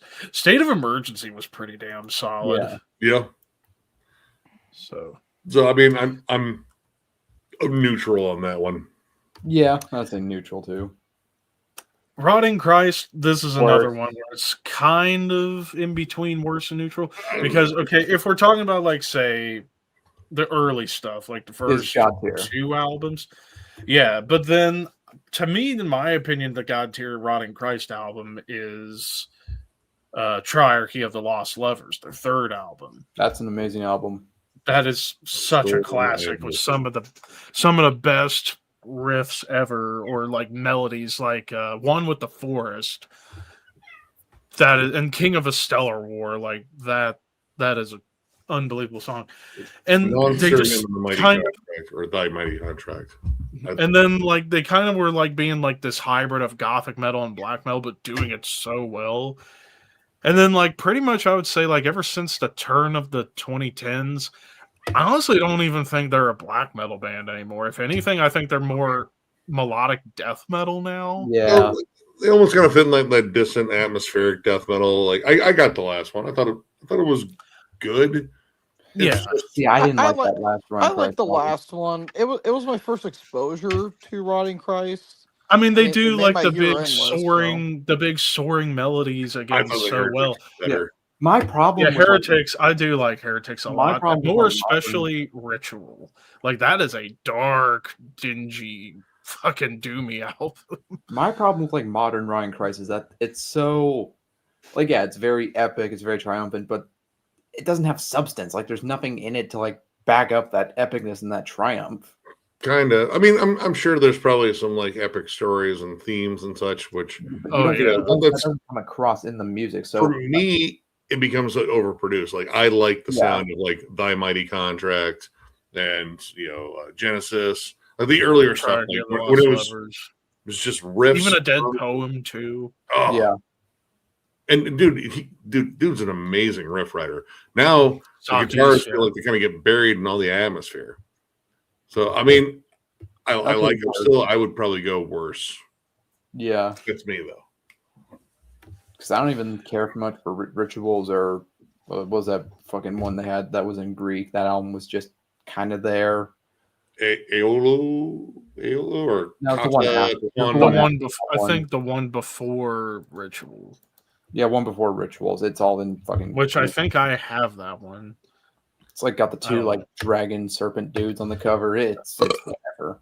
All right. Anyways, Samael. I'm gonna be honest. I haven't really jammed anything after Ceremony of Opposites, Oh wow. That's their I mean- best album still. so I got mean- no opinion. I love about- those first three Samael Yeah. albums. Worship Hymn's my favorite of the three. But I also like Passage. Passage is good, but after Passage, they get worse. It's kind of all over the place. There's some good ones, I think, but There's some I fucking stinkers. Like Rain of Light is yeah, dog really shit. bad. I don't know that one. that one's awful. Hold on here. Where's my Samael? There you are. Above, I thought wasn't bad. Well, they definitely. It's not like after like Passage. It's not black metal anymore. Lux Monday, I thought was pretty good, but yeah, like It's dude, like electronic, industrial, whatever. Worship Him, Blood Ritual, and Ceremony of Opposites. I think are their best works. Yeah, so I would say worse. Worst, but not like terrible. Some terrible, but those first three are hard to fucking argue with. Yeah, Sentenced. Worse. yeah. I haven't jammed their early stuff, though I have heard it's really good. But Those That, first like- two albums are so goddamn good. yeah, but when they went into that more goth metal, dude, it's so fucking bad. I think there are two goth metal albums. I think, unless there's another one I'm missing. But Amok is kind of Crimson- like a transitional album, I guess. Yeah, Amok's Like- a very uneven album. yeah, like Crimson is just both of them are fucking boring. Like, there's a couple decent songs on the Funeral album, but it is so fucking generic. It's like, really? He Yeah, just did that's- those as like his favorite Oh. era of the band. He called their early stuff. Oh, there used to be just like some shitty death metal bands. Like, you motherfucker, we're almost not friends. Yeah, dude. Like the vocals too. The vocals are pretty bad. Like he Yeah. almost sounds like he's constipated. they're very Like, they're ugh. like too gruff for goth metal. I Yeah, feel like they tried to pull at least like kind of what Catatonia did, and it wasn't there. It was never No. there. They should have just stayed death metal. They should have. yeah. Septic Flesh. I'm kind of neutral on this because I'm I thinking like the early Metallica. just straight up death metal shit, but I've grown really accustomed to symphonic stuff, and in terms of symphonic bands, I They, think they're one of the best. they do it really well. They do it really well. They do it with real symphonies too. At least in the studio. I mean, obviously live, that's not cost effective, but they it's still got enough like death metal heft. It doesn't come down to like too much in the way of theatrics and such. It doesn't feel cheesy often. It still sounds heavy. Yeah, like I mean, but their early stuff too is like Oh. really good too. Like doomy death metal. Like Ophidian Wheel is a banger of an album. Sumerian Demons. That was like the last of their early material, and then Communion was big shift into the symphonic stuff. What was the? I think it's an EP. Hold on here. Where are you? Oh, Temple of the Lost Race and Forgotten Path. Awesome. Yeah, project there. The early stuff there. Yep, and let's straight up death metal. Yeah. Yeah. All right, next up, Sepultura. This I one do- hurts me. I'm gonna say worse just because Yeah. Unfortunately. Okay. the last their- two have been their- great. Yes. Yeah, their early, I would say from even Morbid Visions up till Chaos AD, you can't write better thrash than that. Like, that was a big evolution and progression of their sound. I'm still Roots. not a fan of Roots. Yeah. Nation blew fucking chunks, but that was a big transitionary phase. forgot Max was Against. gone. Derek Green came in. Against was Nation's a not little good at all. better. And then Roarback was kind of meh, but then Dante 21 was really good. Yes. Then Alex Blue.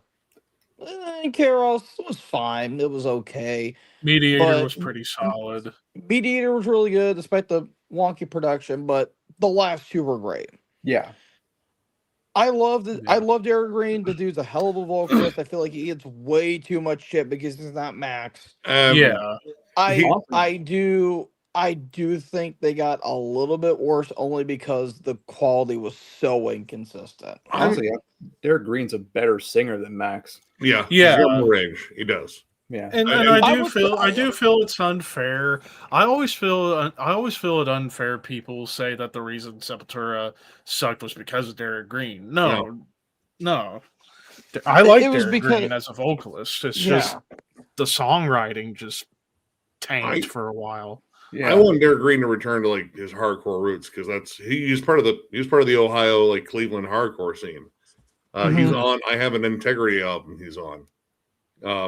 But I'd like to see him like do a flat out hardcore project and come back to Cleveland again. Like, dude, yeah, this is where you came up. Yeah. Yeah. Therion, we don't even need to discuss that. I would say a lot worse. I think Therion honestly got better. Oh Jesus! What? Can't we just move Their on? early death metal stuff is fine, but it's very, good. very, very generic. Like the first Therion album is okay. It's just very run-of-the-mill Swedish death metal. But then they started to get a little more doomy, a little more kind of death doom, and then they started gradually incorporating the more symphonic, more epic elements. I think that's. I still say Thalie is a good album, but I just don't know a whole lot about them after Thalie. I mean, I would say there are a couple stinkers after that, but for the most part, it's fairly consistent symphonic metal. I'm not even like the world's biggest symphonic metal fan, but they pull it off in a way that I do like. I mean, they are seen as like one of the godfathers of that genre. Yeah, it's like it's fun. It's just kind of funny. Like, actually, I remember Banger TV when they did the Lock Horns debate about symphonic metal. They literally had Nightwish and Therion next to each other, called them the King and Queen, and I thought that was kind of funny. But fair enough. I mean, again, after Thalie, it's like I just am not familiar, really. Like Vovin's a really good album. Lemuria, Secret of the Runes. There's some really, really good albums. Again, some kind of questionable stuff for sure, but for overall, I would say they got better. I'll be kind. I'll put them neutral again, just because I'm not really super familiar with a lot of their stuff past '96. Not too familiar. Tiamat. This is interesting because they started off as more like almost blackened death metal early on. Well, yeah, and you then listen they to like kind the of old went Treblinka stuff. That's like straight up like early blackened death metal. And hell, even Sumerian Cry kind of was that too. But then, man, if that album had better production, because the production of that album, and yet it was Thomas Skogsberg who did the production on there too. And the production's roasted butthole. Yeah, Dude, but it's like, but again, like I haven't jammed very much Tiamat, but I do know that they went more as like Death Doom on Astral Sleep, and then became one of the pioneers of gothic metal in Europe with like Wild Honey. And Wild Honey is an awesome album. I think I need to get Wild Honey. I'm pretty neutral. Because even like I think was it Prey? I think Prey's a banger of an album, but yeah, I mean their early death metal stuff. Like again, if the production was better, it would have been really, really good. Yeah, but like, yeah, Astral Sleep. I like some of the later stuff too. Deeper Kind of Slumber, Scared People. Yeah. It's not necessarily metal. It became a lot of it. I feel like started becoming more rooted in bands like Killing Joke and shit like that. Yeah, kind of like that goth rock, post punk sort of thing. But it was still well executed. Yeah, so, I agree. Oh boy, Tribulation. This is another.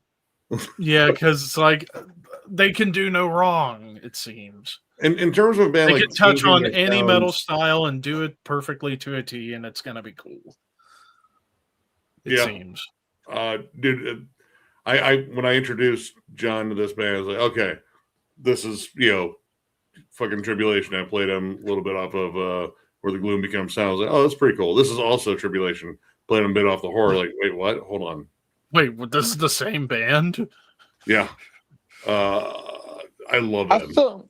I'm still needing to jam Tribulation. I would say a good starting point would be Where Gloom Becomes Sound. Great album. Because that's Down Below. Yeah, that's so fun. And Down Below as well. If you're wanting to get into like their more gothic metal sound, but if you want to get into their death metal sound, the horror. And they're kind of like playing like Swedish death metal, kind of like in the vein of like more like Repugnant early Very on. Like flashy. they were very, very similar. Like, actually, there's points in there on that album that reminded me of like Vader and shit. Like, it's just fiercely thrashy, very aggressive. Fucking great albums. Did they have the Dr. Claw vocals? No. He's got a pretty good standard gruff delivery. Ulver. If Ricky were here, he'd be like saying, "Oh my god, they got so much better." They got worse.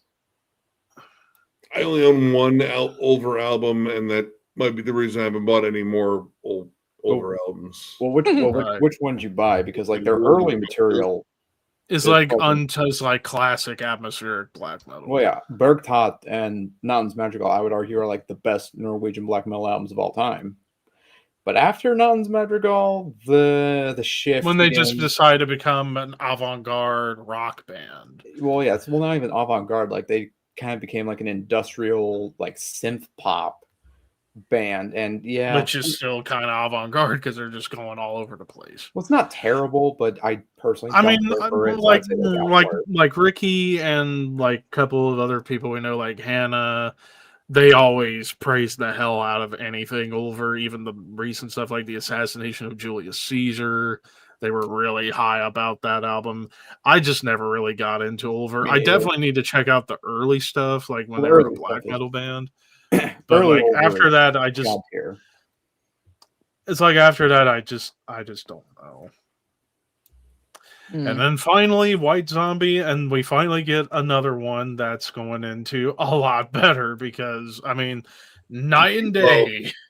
All right, we're night and day difference. I know we're making this flip then. Okay. Yeah. The only album I fully jammed was Lost Exorcist. I haven't fully jammed Astro Creep too. Astro Creep's fun. So fun. Oh yeah, dude, this is like Zombie Live. I mean, yeah, he kind of fucking sucks as a singer live because he doesn't like either he's drunk or he legit just does not know his own lyrics. But like the whole like presentation is so fun. Like when I saw him with Cooper with a friend of mine, he had this giant like Satan like weird like cartoon inflatable thing. And then they had this UFO, and he was singing, everyone's fucking in a UFO. You know, all that shit. So. But yeah, like. Yeah. I mean, again, night and day, first two albums versus the last two albums. Yeah. Listen to Soul Crusher if you hate yourself.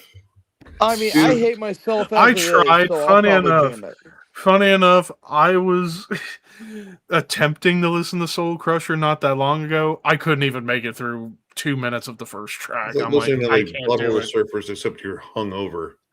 It's like, and yeah, you were definitely right, Nick. His vocals on that album sound straight up like Boomhauer on meth. Daniel, what you doing, motherfucker? What? Well, I mean, if we're being completely honest, Rob Zombie's not really a great vocalist. No, but it's kind of like over the top delivery is somewhat endearing. He's one of the most recognizable vocalists out there. Like once you hear it, you know it's him. To me, he's more of a persona than he is like a musician. Yeah, that's fair. Because he's kind of like, I guess you could say, the more metal Alice Cooper, but he doesn't have like the musical talent to back it up, the imagery with the sound. Well, I mean, he had John 5, so yeah, but even at that, yeah. Well, that's yet Better another than his tier list fucking done. movies. So Yeah. That's pretty fair. Well, I think I'm going to call it a stream there because I need to take a massive leak and get ready for bed. So there we go. Tune in with that. next time. We will cover the worst metal album covers tier list again. Please, Load up. no. Let's do it. more. I want we more need. I've already need added a more of- lot more, okay, since last We time. need more of the chewing gum booger testicle. Make him president, damn it. He might be overqualified at this point. Anyway, oh man. So what are your My brain qualifications to hurts. lead the country? I But exist. anyways, back in my time once. But no, we're gonna call it a stream there. So thank you all so much for tuned in and stopped by. But until next time, horns high, dreams wet. Bye. Boobs. Big boobs.